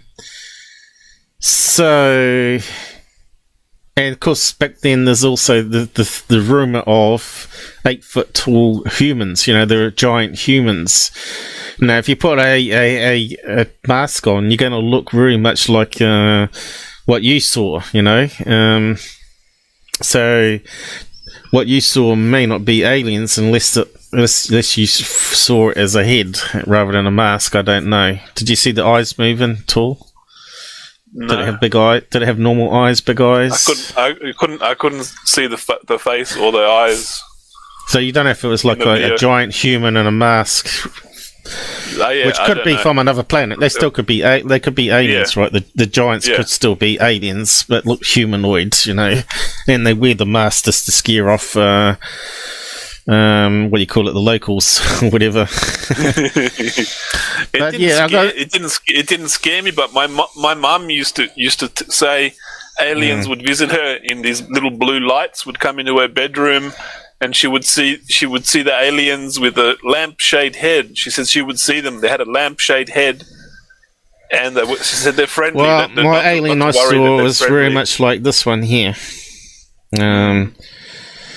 And I only saw it for 10 seconds before he had these big eyes, big black eyes, and he looked at me and I passed out. And then I started dreaming this crazy dream that kept repeating over and over again. But the other one was on the other side of the bed, sticking a big needle in me, into my back, because I had terrible back pain. And I think they were trying to help me, because the next day I was pain-free. It's like I had no back pain anymore. But slowly it come back. A wee bit, but not as bad as it was. It's the pain that I had has moved elsewhere. Gone to the lower back rather than on the side. But yeah, it's something. They did something to me, and maybe it's because I was in contact with Earl Grey, who had also a similar abduction story, and he said, "Be careful. If you associate with me, it might happen to you too." And sure enough, a couple of years later, it did happen. So if you associate with me, maybe you'll get a visitation. But unfortunately, I haven't got any active people that I'm talking to anymore. If you talk to other contactees, that are currently active, then you're more likely to have a visit yourself. Interesting. Yeah. And that's what happened to Earl Grey, because of course, their feet on the ground, MUFON guys, they go out to the houses, stake it out, put cameras up and all that sort of stuff. It's an interesting field to be in. Definitely more going on.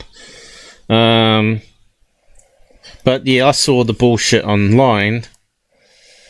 Okay, so this is what we do in our downtime. We still talk UFOs and aliens, but yeah, the airship one, since I brought it up there, I will post it inside. Have a look at it. Have a look at what they drew on Easter Island to what we were talking about there.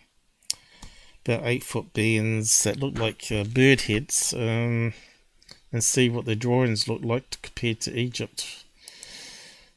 It's one of my older documentaries. It's only 21 minutes long. Airships. And the pyramids being, or the Great Pyramid being a machine.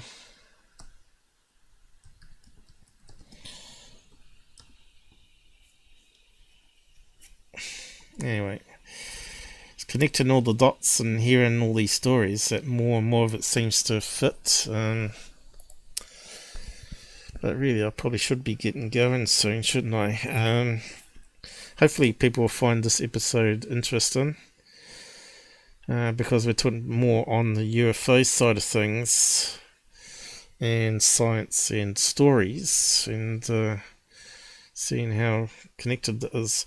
But yeah, there's not much more on that one, but he did talk about his mum. I don't think there's any more on that one. But I always believed in UFO simply, and I can feel this thing. Okay, hey, what do you think you're doing? Yeah, so what happened is, because the touch lamp was on the other side of the bed, I scary that one. I think season 1's like 12 episodes, and so this is basically the first time he's beaten me, and I'm sort of repeating stuff because he's new to the channel. So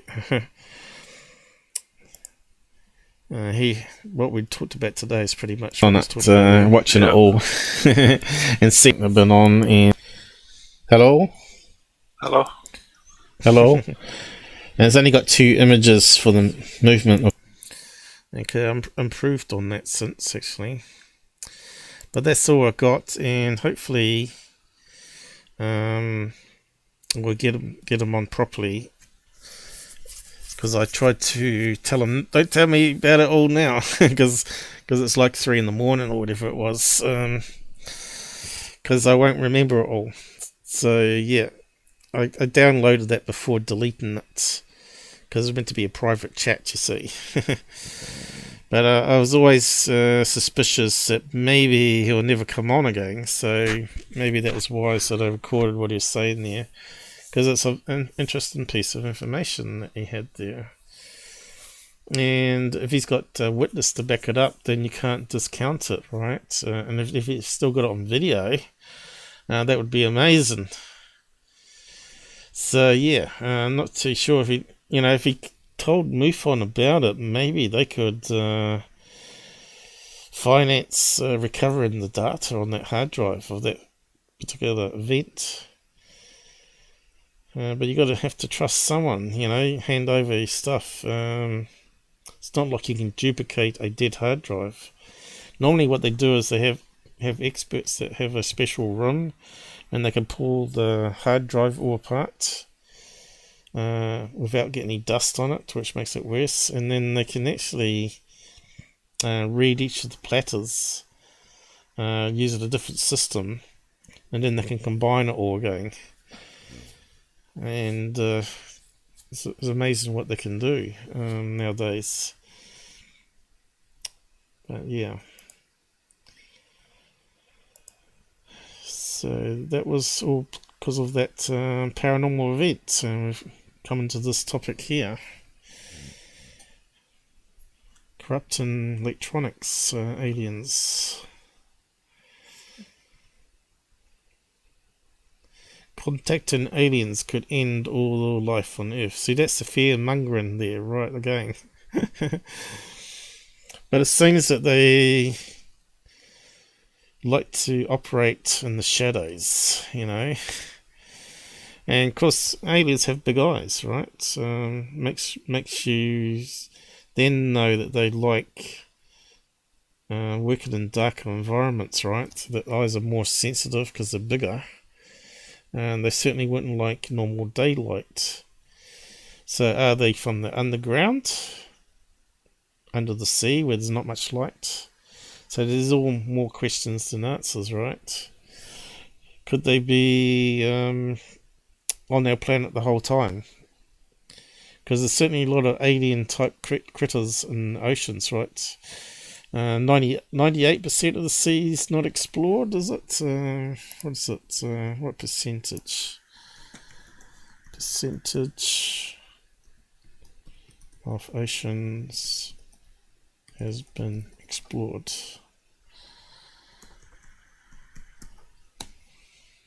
Oh, 5%.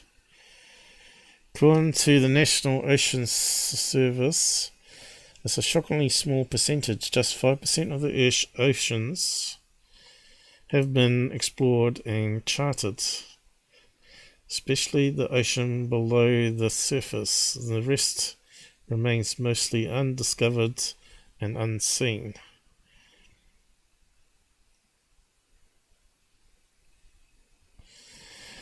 And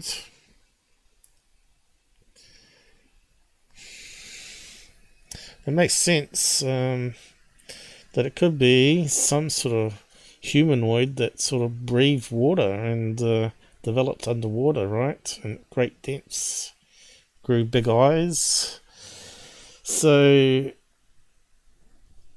and obviously developed shells which are also oval shape, right? And bubbles, spheres.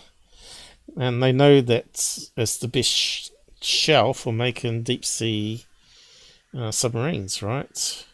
The strongest natural shape Mother Nature uses as well. So it makes sense that they might be from planet Earth. And there may be none from outer space or interdimensions or multi-universes even. But who knows?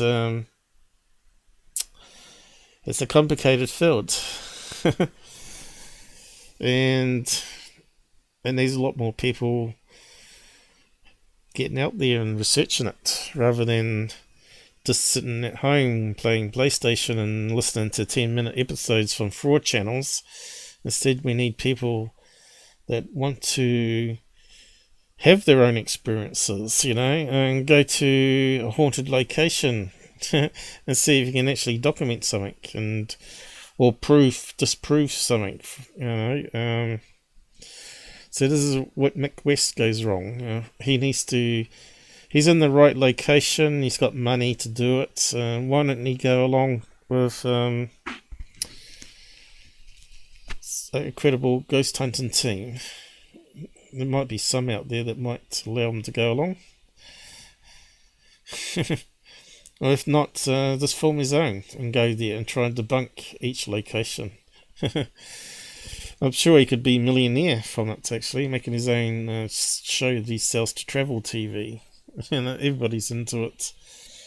Hey Jerry, how's it going? Have you been listening to all of it? You might want to go back and listen. I'll put chapters on later. See, this is it's like a lazy Sunday for me, so I just go where I like with a topic and just search things online just to talk about it. You never know what we come across. So, aliens undersea stories. Let's see what that comes up with.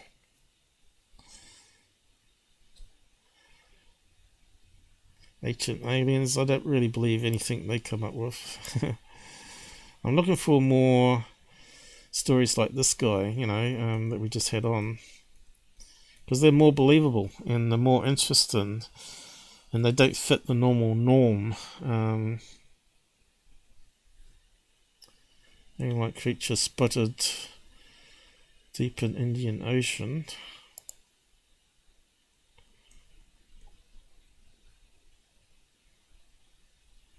I suppose you did get a picture. Oh, that thing.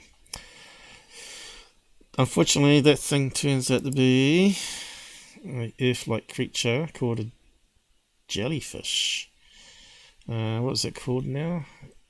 A cone jellyfish. Can change shapes. I've covered that one before. Except for the never seen black ones. The black one is unique, and apparently it got killed. It got sucked up into the propellers on this. We might be the one of only a handful that are alive in the world, and this submarine destroyed it. It got sucked up in propellers and chopped up into jelly bits. So yeah, cone jellyfish. Here we got normally clear, but not normally black like that. And it can fold down into like a flat bit, and it looks really weird. There's a black one here.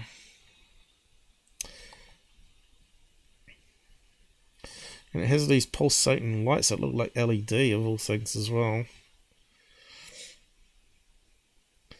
And it's one of these creatures, so if you try and play the video, there's not too many of them up there, that you get copyright claims on.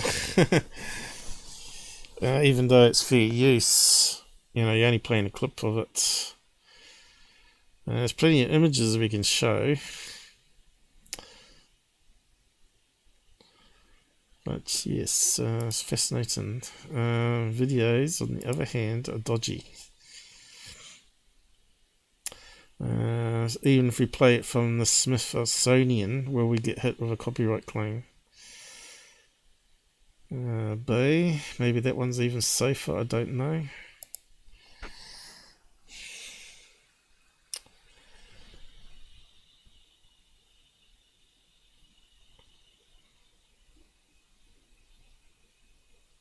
Got pictures. Right, I've got a video. I'll just quickly play some of it and pause it. So you can see it's going to flicker in, but it's not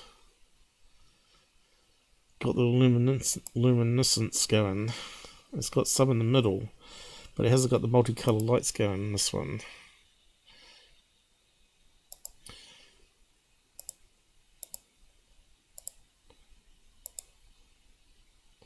You can see it's changing weird shape there. There you go. See, there's the shape. Exactly the same if you look at that video here, where it flattens right out. You can see it looks like clear plastic already, right? It looks like something that's been manufactured. And straight on, look at that. That's just amazing.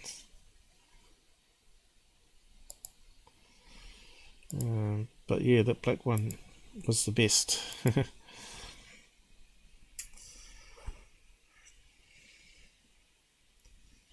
I wonder if we got one with lights. I bet this is the best one up here from the...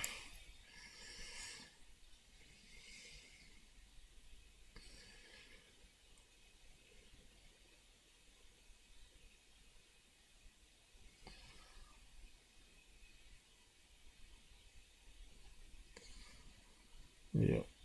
Jellyfish are like aliens though. And so octopi. How they can change their skin colour. Active cloaking.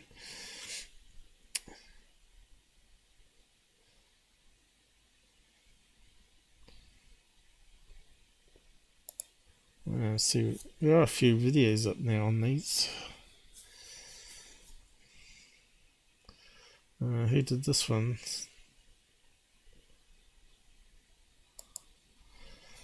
Let's have a look. Oh, this one's got the colour. Let's play a clip of it. Oh, music.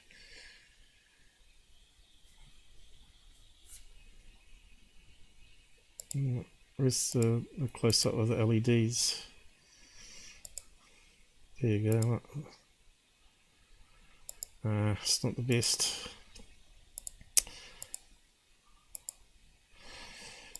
There's a little bit of ones out there. I know because I've looked at them before.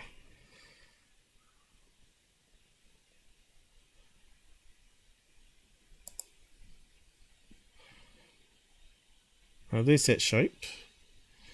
Let's see that shape there. You can see it's the same thing, right?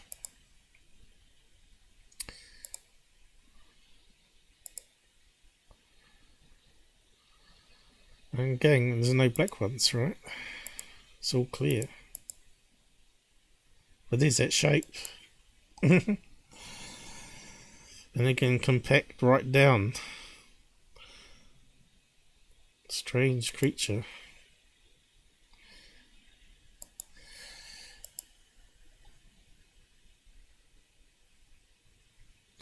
Speaking of alien.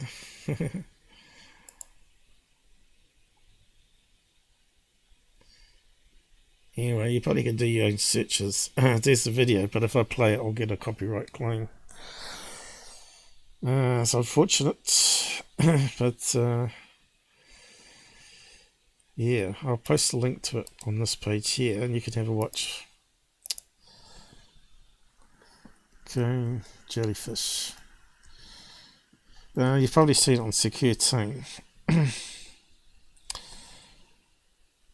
Claiming it to be alien, but it's not.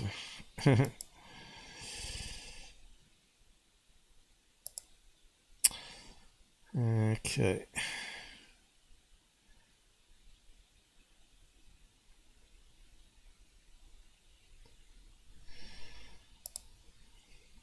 Probably done enough talking today, but yeah, it's coming up to dinner time. But we'll have a quick look at Secureteam. Now, he's been going on interviews, Fade to Black and Alien Edit. And just talk garbage, really. He hasn't admitted to hoax and stuff still. He hasn't told us the true story about him being in prison. Or his kid phoned up the 911 saying that his mother's being beaten up. So he hasn't come clean on anything real. And the only thing he's admitted that some CGI fakes got onto his channel. But as you know, if you listen to the confession video I've got, he did it on purpose. He admits he did know there were fakes and he still put them up. So he's only sort of talked about getting forgiveness for one of 10 things that he's done against the channel. Like he made fake interviews, and he used stock video as well as photographs to make CGI UFOs. So he built up his channel to 100,000 and got the play button. Well, back then it's a certificate, isn't it? Then he wanted to get up to 1 million, so he got the play button as well. But yeah, he's put up some stuff here that I saw last night, which I've debunked already. But I just want to talk about, was it on this one here? Some of the stuff he had up. I forgot to turn it down from the last one, did I? I'll just mute it. I'll just reduce it. Okay, so he's talking about Apollo moon artifacts, basically, and his birthday cake. Now, yeah, I think he's got it mostly on his Twitter page as well. I'll just go back, find his Twitter page.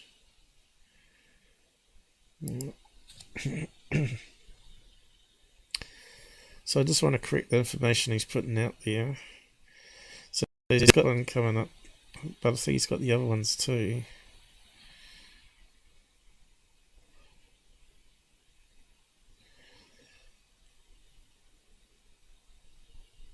So yeah, need to talk about these ones. Now this one here is called the Castle, and that was formed because they used a type of instant camera on the moon. It was like an experimental camera, but it's never been tested in 0G before. So what happened is the processing inks that were meant to basically put it onto paper inside the camera caddy leaked over the film and created these weird artifacts. In fact, you can't even see this ink blotch at all. I believe it's up in the sky here, isn't it? Unless you put in some high contrast and stuff. But he's saying here that they airbrushed it out. But that's what they do.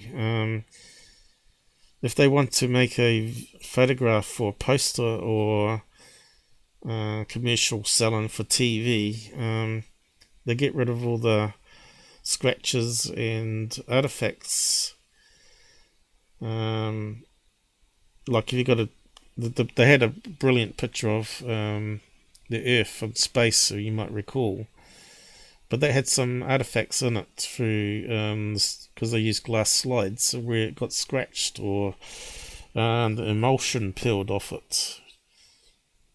So that's what happens when they're in storage, right? When they scan it in with latest technology to make 8K scans or whatever. So you can actually find all the details about the technical details about the camera that was taking the pictures, right? And it talks about the flaws with the camera, which wasn't used again because it was an experimental camera. Now these ones here are something different again. As you know, that if you ever look at Google Earth, it's like a patch quilt of squares. And that's because the satellite only goes across the surface at different angles at different times of the day where the light changes, and that's why you get these light and grey patches on Google Moon. Probably can even look at it real time here. Let's see if the CPU holds up. I'll just keep an eye on the CPU. It peaks when I run this. So it can corrupt the audio. If it corrupts the audio, let me know in the side chat.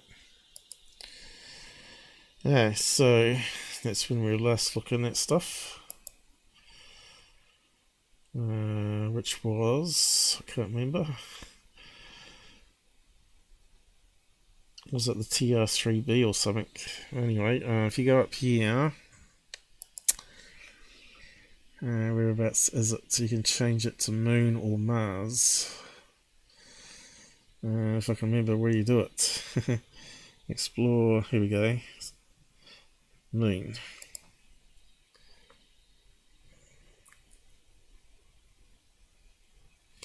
Okay, you'll start to see all the different shades and stripiness happening. Right, you can see it here. So you can see they've got different satellites taking photographs over the years, and they take little squares as they move along and transmit it. So they've got like really old technology. Some of these satellites orbiting the moon. And the newer ones is obviously the Chinese ones. Probably get better high quality. But you'll see as you go down different levels, because some of the cameras could optically zoom further down, or from other missions where they wanted higher definition of the area on the moon for landing.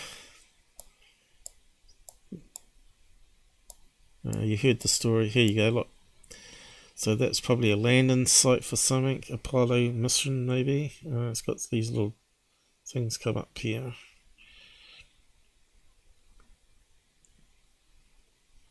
Apollo 14, right? So they're going to land there. So they wanted higher detail. How they got those images, I don't know. Maybe they released something from space and it snaps images as it's going down. Maybe from robot landers. You can see the quality. You can see how they make up the photograph though.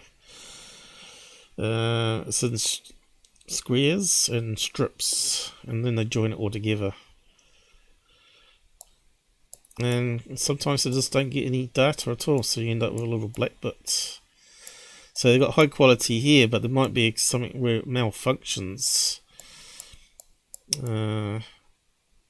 Or there's a radio transmission block, or solar flare, or something happens. So you better find all these strange bits on Google Moon, right? We just found a alien craft. You see what I mean? But really, it's just missing data. You know, what's that? You know, almost looks like a plane on the moon. It looks like a landing strip. It's a wonder it's not on Secureteam. But you can see how out of focus and bits it is.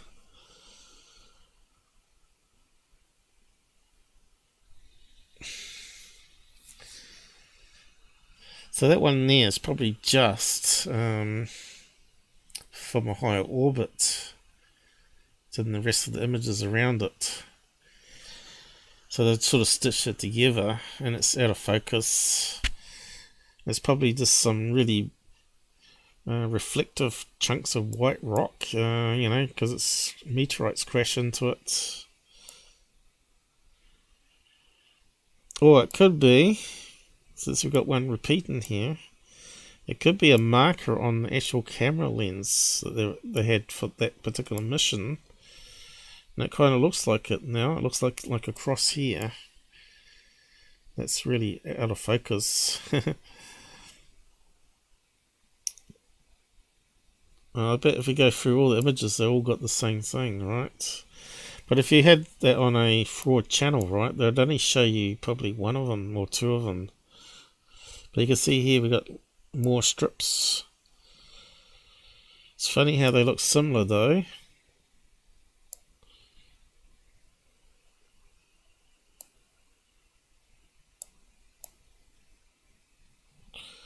Almost like cut and paste, right? Which makes it a bit more interesting, I must say. But instead of the big black blobs, right? These ones are all over the place. But there'll be an explanation for what that is. It's more likely to be something that was inside the camera at the time, like a piece of lint got in there, got in the way of the camera, ruined what they're doing. And this could be artifact as well, and it's sort of stuck on the lens in the same place. See, it's in a different place this time over here. See, it's in the same place on those ones. And there's one there. See, it's got to be bits of lint, or maybe something got destroyed in the camera and it's just floated around. Almost looks like a siggy bit of material. See that? It's sort of zigzag, zigzag. Could be a spring. Almost looks like a spring got loose inside. So there'd be a story to this one. I'll just try. You can see here again that was taken by something else, right? So it's been overlaid. So that was, these ones were done on another mission or another satellite, but it wasn't high enough quality at the level they needed, right? It's all blurry. And there's one of those things again. So they must be part of the background here. That's why they're blurry, because this is overlaid.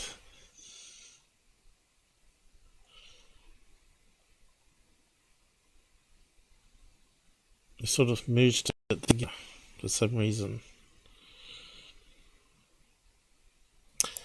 You can see lines and all sorts of things. And you can see how blurry these other passes were compared to that block. So this looks like it's several layers. So they got a block here when it was going down, and then they took another block, another level here, and then merged it together. It's very interesting when you look at all this stuff. And you can see here it's got all these markers here. Obviously talking about all the different landings. So that's why there's a lot of photograph there. Surveyor 3, Landsberg, Luna 5, Ranger 7. Look, we've got a strip here. Oh no, it's the same one. So that was for what mission? Apollo 14. Okay. We've got more over here. Look at this strip here.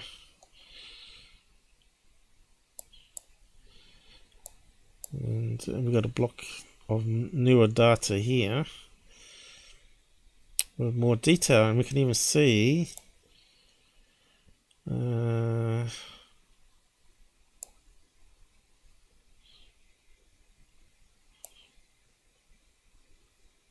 is that where the rover went?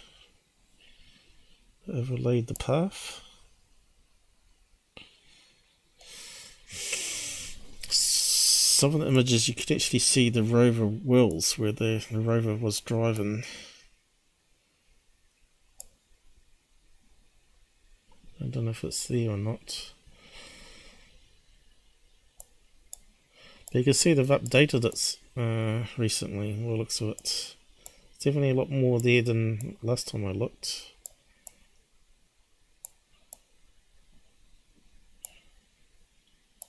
Moonbase. No, just a pile of rocks in the middle, right? Remember that one? Now we've got some better quality images, we can see what's going on. So what looked like a pointy castle in the middle can see how deep that crater is. So that would have been a massive impact. And then you had little tiny ones impact since. So it's crater within crater. It's amazing how big they are. But you can see these are shadows, obviously. But I'm trying to find missing data. There will be some somewhere. So they got no high res going down, you see. It doesn't change. And then it gets blocky out here. See how it went blocky there? And then it gets more clear as we go down. You can see here, obviously that chunk. See the squares? You can see it's made up of squares. Yeah. You can see the straight line with the taking it. So that looks like some of the craters he's got on his Twitter page, right? Kind of looks like two crater impacts together. It forms like a strange shape thing. If you go back to his Twitter page where he's talking about something there. Further down. This one here.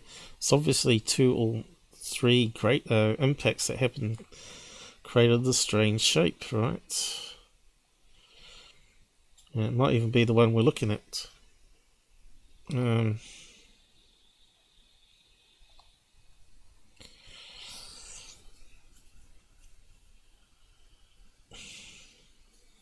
So what's amazing about that? I don't know. Looks like a pile of rocks, right? With whiter colour, you know.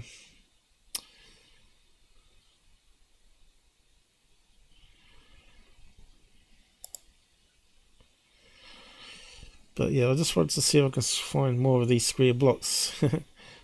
Whereabouts on the moon is he?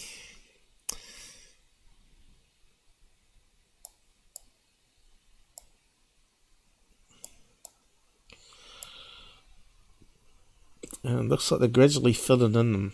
He's saying they airbrushed them out, but obviously they've got more images and they just keep updating it.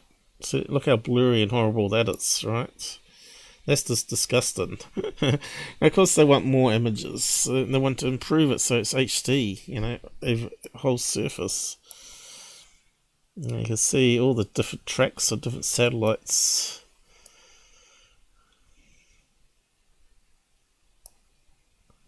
See how white that is, you know?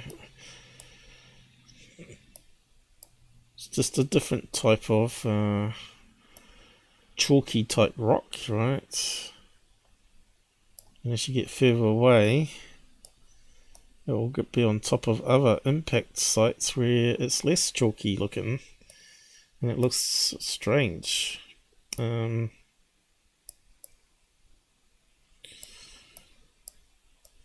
You just have to look at the bigger picture rather than just look at... There we go. Here's some missing data. So you can see the strip where the satellite was going. But it seems to be missing all the definition data. It's got the colour, but it hasn't actually got any of the definition, you know, the pixels. It's got the colour. Because they do it separately. It's not like our normal smartphones work. No colour at all there, you see.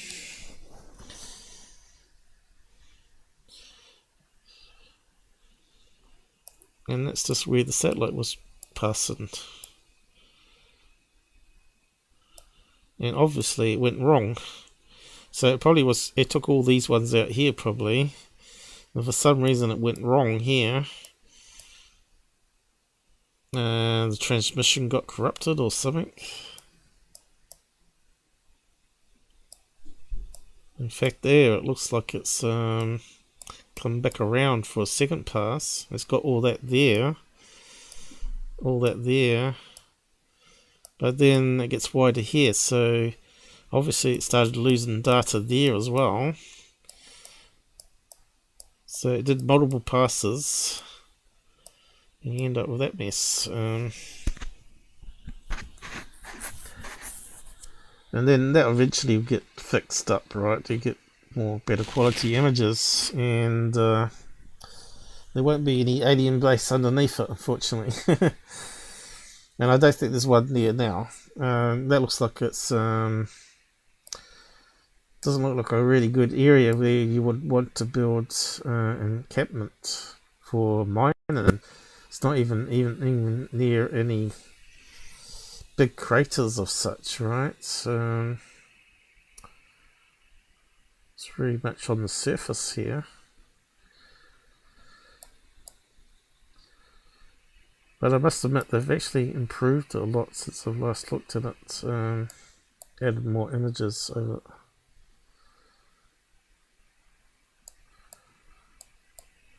And it depends what level you go down to where you see more errors. Look at this one here. Covering up a big tower.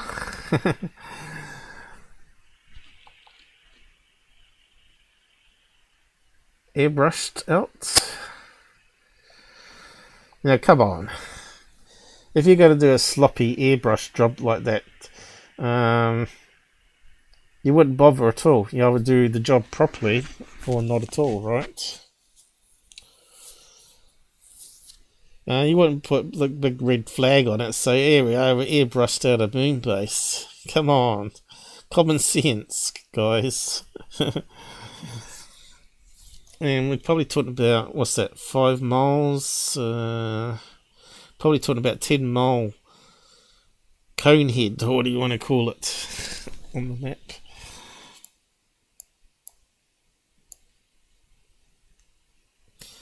I suppose you could talk crap about the moon image, just spend a whole voice show going over it.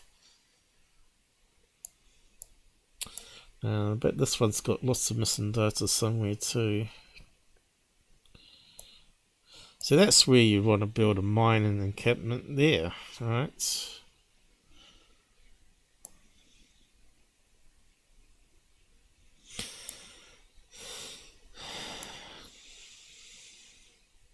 Because you know inside meteorites there's a lot of iron and other rare materials, right?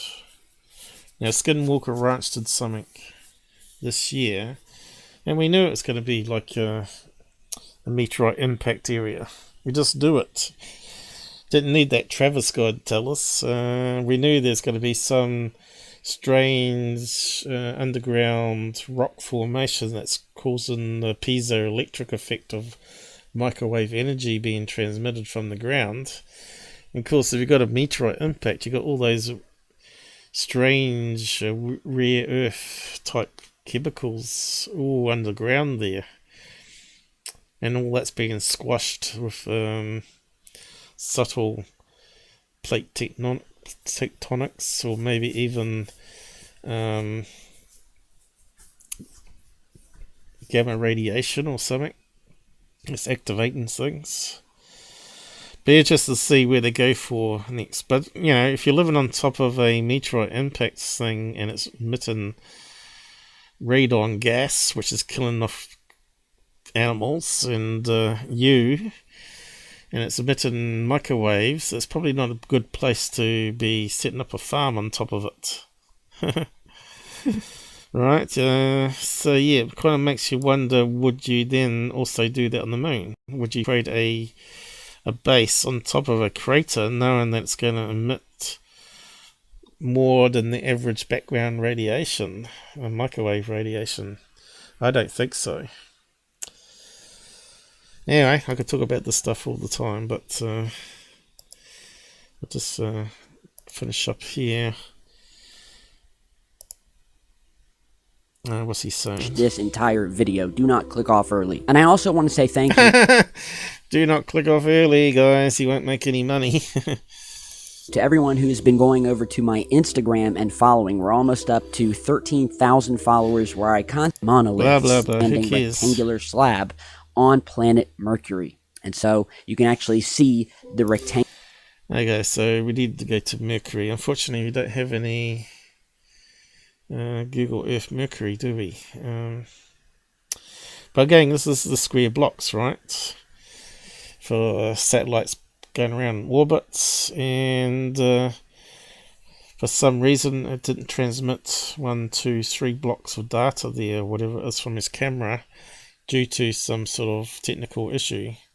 And of course it never comes back on the same orbit, it always moves over one, so it takes up more of the data. So I probably need to repeat that around. It might take a year to come back to that location to be able to fill it in. It's not a tower, it's not a shadow. It's just missing data. We're looking at a 3-dimensional thing 2-dimensionally. Angular square top of this monolith, we will call it, along with the long black shadow. Yeah, so he's saying there's a block of data before it, right? Well, that's where it started going wrong. So what it did is it managed to get the colour information, but it went wrong, and it couldn't transmit the rest of the information. So you can see here it's got a corner even, and blurriness, and then it couldn't transmit for all those lines. So you can see here, here's maybe one image. So it's that size, rectangles. Interesting stuff though. How people can interpret it when they're not experts, and call it aliens and alien bases. Shadow being cast down in front of it, which perfectly correlates with the surrounding craters. And in fact, if you look there carefully, looks like it went wrong even further up. See how it's got the square block going further up here.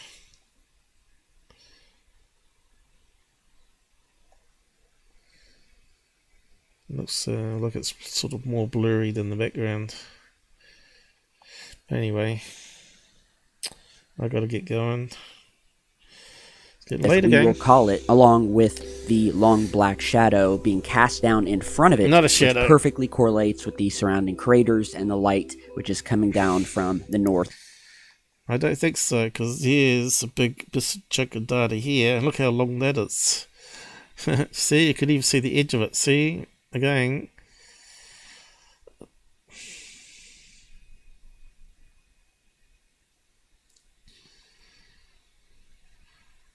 he's zoomed in here. Let's see, that looks a bit clearer, and when he's zoomed in here it looks more out of focus. So did he move it a bit further when he took it and then spliced the 2 images together?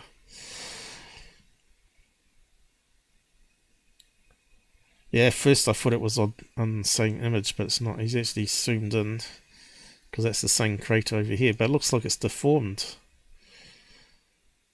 I don't think he's cut and pasted it properly in perspective, has he? It looks a lot longer here than it does there.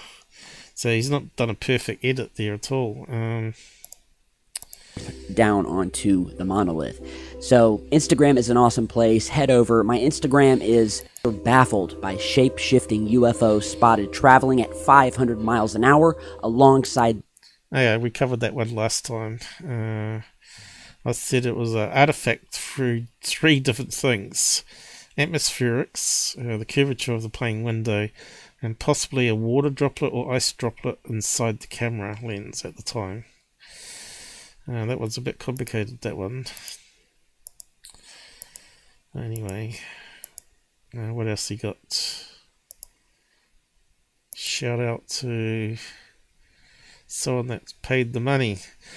One of you will do a shout out for me.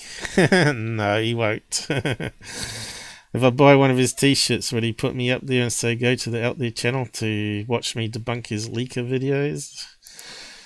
Or his garbage that he's talking about here? Both of these fine gentlemen down below, their Instagrams, their socials, their channels. And I just want to say thanks, guys. Terrible. Okay, what else he got? More artifacts. Is it scratches on the... I'm not too sure what he's trying to show here.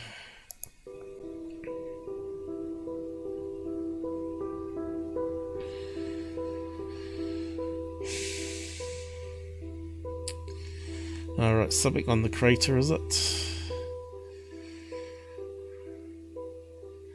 You can see here it's filmed through a window. See that there, the curvature? So you got to remember there's going to be a lot of reflections, and it's going to be thick glass. You can see here, almost looks like the guy's got his thumb in the way of the camera lens. I think that's probably it. Got the thumb over side. So he's got more in the way here. Okay, so these could be reflections of lights behind off the window. So he's just turned it into UFOs. It's quite disgusted, really. It just disgusts me, people trying to trick you. After we talked about all the cool stuff earlier in the episode here, seeing this garbage is just insulting.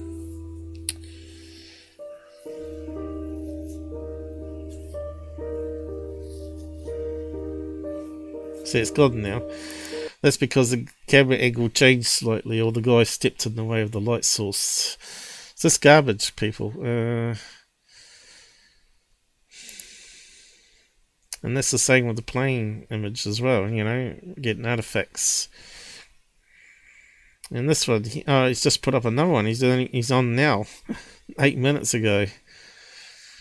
Alright, he's finally got his P1000 out. It's funny how I did that comedy on him. My Thai Liar episode 1, and now he's suddenly getting out his camera and doing exactly what I did in the episode, right? Have you seen it? A little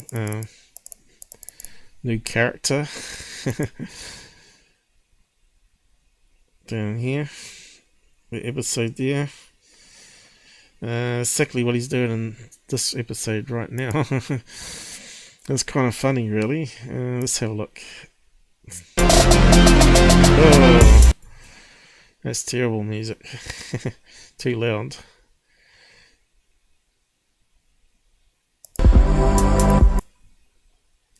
He's amped that one up compared to the last video. Infrared camera. Remember I showed you guys that.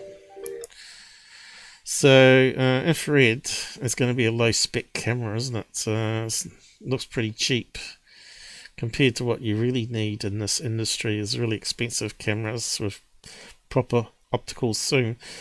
I think he said this had 40 times digital zoom, which is useless. What you want is optical zoom.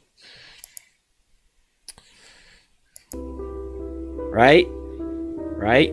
So now when I get to the ocean, I'm gonna put this thing on this tripod, but not only this. So let's skim. So this is a crappy image he's getting from it, right? Oh no, that's someone else's. We said that was a weather balloon with the payload cable sort of twisting upwards and it's spinning around and reflecting the light, so it looks like it's moving downwards. So these things are spinning around and reflecting light in different ways. Anyway, he didn't film that. So where's his filming? I thought he was going to do some filming. He didn't do any. He's got other people's. Okay. I've got to get going. Can you see? Is that the Kaikoura lights one or what? No. Right, that one there is. We debunked on third phase. That was like a LED tail light for a kite, a black kite you can't see, but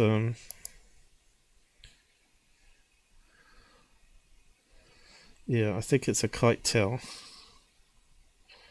if I remember right. It's out of focus now, so Someone's flying a night kite.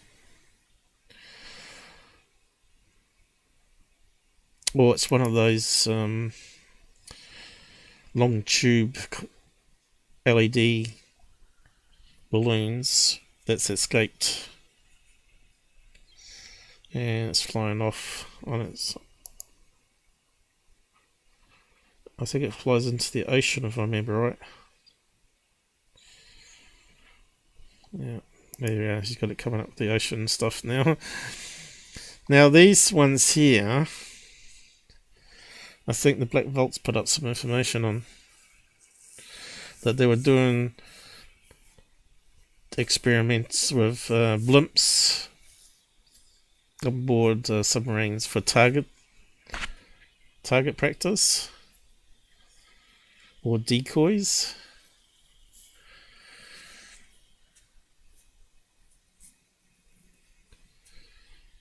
And this one here, I'm not too sure if it is a blimp though. Kind of looks like a Fata Morgana mirage. Right, it looks like an island that's over the horizon here. That's sort of been projected up into the sky around about that 22 halo location.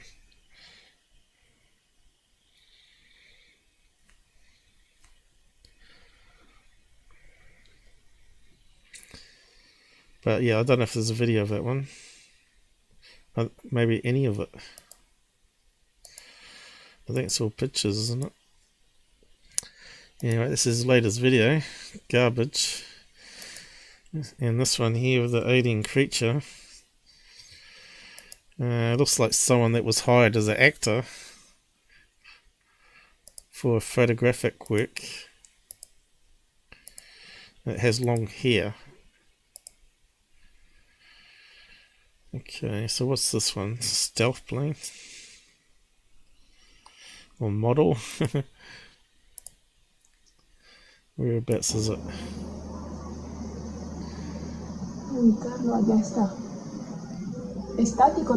Right.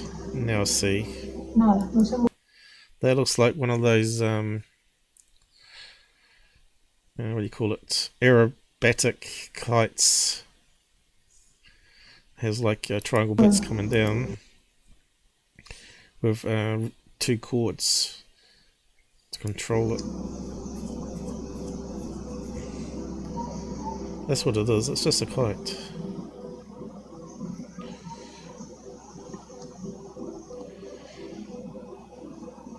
Actually, that one might be a 3-line one. Can't see the lines to it. Okay, so very intriguing footage. Now, my first inclination was to say, well, it kind of could be, it looks like maybe a kite. But I've flown a kite before, and we all know that kites depend on the wind, you know, and they blow back and forth. They soar up and down. This thing seems to be just sitting straight in the air, and as the cameraman zooms out, this thing looks to be pretty high up in the sky for a kite. Not to mention the fact that these kites depend on air in order to stay in flight, so they're constantly... Yeah, but if you had cameras on that and you want to keep putting the camera up as high as you go, maybe for some artistic work, right? You'd let it go as fast as you could. But you can see how that would be a problem in aircraft traffic, couldn't you? That someone's doing that.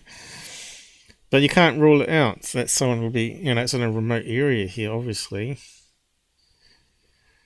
You can't say that it's not a kite, even because it's high up.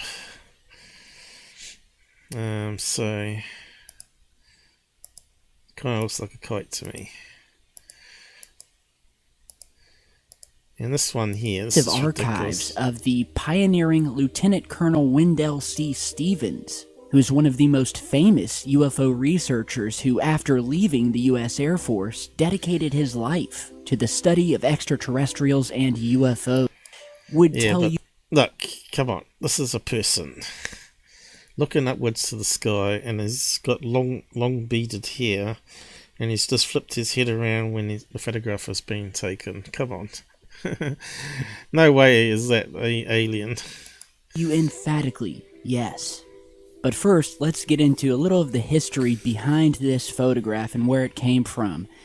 Now, the actual photograph itself is held within a well-known collection, a collection that has been said by many to be the greatest UFO archive in history. The photograph itself, among thousands of others, were recently in 2017 put on exhibition as a part of something called Conspiracy Week at the Photographer's Gallery in England. So he's trying to make some money out of photographs. This guy here that did the pictures, right? What's happened? Hey, Dead Set, how's it going? Good kite equals cheap video drone. Yeah. Plus you can get those kites. They don't have to have strings, right? They do have ones that are RC with a, like, you can have like a bank of 3 blades underneath. That might have been a modified one. Where they can fly it around like a normal RC plane. But because it's a kite, all they need to do is get the right, the wind flow and the propellers at the right speed, and it just can hover there while they have really good fun with the camera looking downwards or all around and doing that sort of thing. I'm sure it's man-made, that one, anyway. Oops, caps, yep. I often do that too. Anyway, I've got to get going now. It's near my dinner time. But yeah, this one here. He looks like someone that would take photographs of other guys.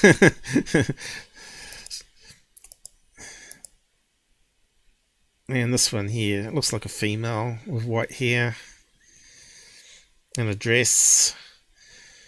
And just made it blurry, you know.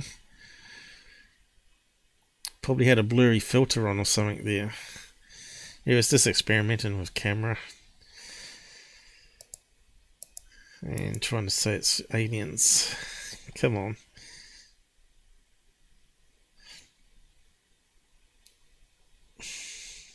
Female.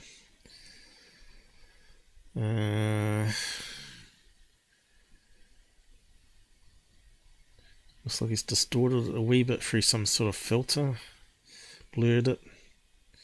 Buckled her legs. Just experimenting, I think. Obviously. Trying to make some art pieces from it. But yeah, Secureteam made. Let's see. Times 4. $500 from that video. Anyway, he's doing pretty good. Doing the calculations based on normally what I get. Easy $500 there. But anyway, I'm just going to wrap up now, guys. That was fun. Just a wee bit of debunking at the end here, that's all. But most of it was on interesting topics. And, of course, the Australian story, which I hope to get him on and do it properly. Because it wasn't meant to be a serious record, that one. But I thought I'd play it to you just in case he never comes on. Well, anyway, we'll just round up. And I'll put bookmarks on after dinner.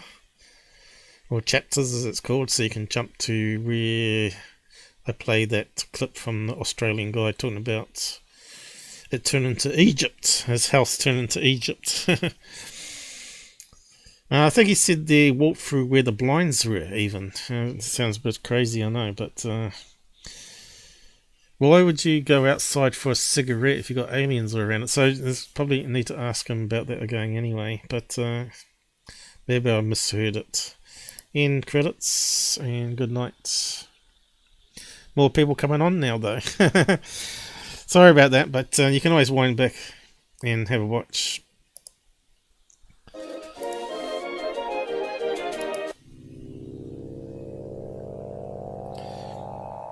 I suppose it's the weekend, so more people might be up, you see.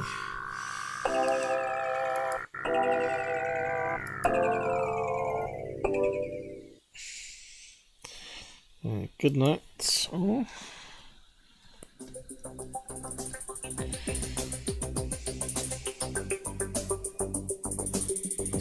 Thanks for joining us. We had a few people watching and also commenting. I know I was going to look at Dan's post up here. I'll have a look at that after, and maybe I'll bring it up next time.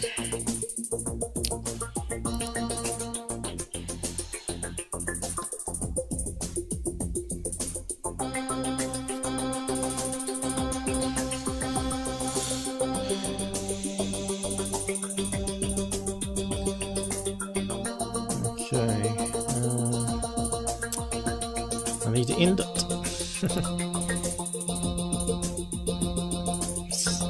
Now Google was taking like 16 hours to process it fully, so the side chat won't come up once you close it for 16 hours. Anyway, catch you later.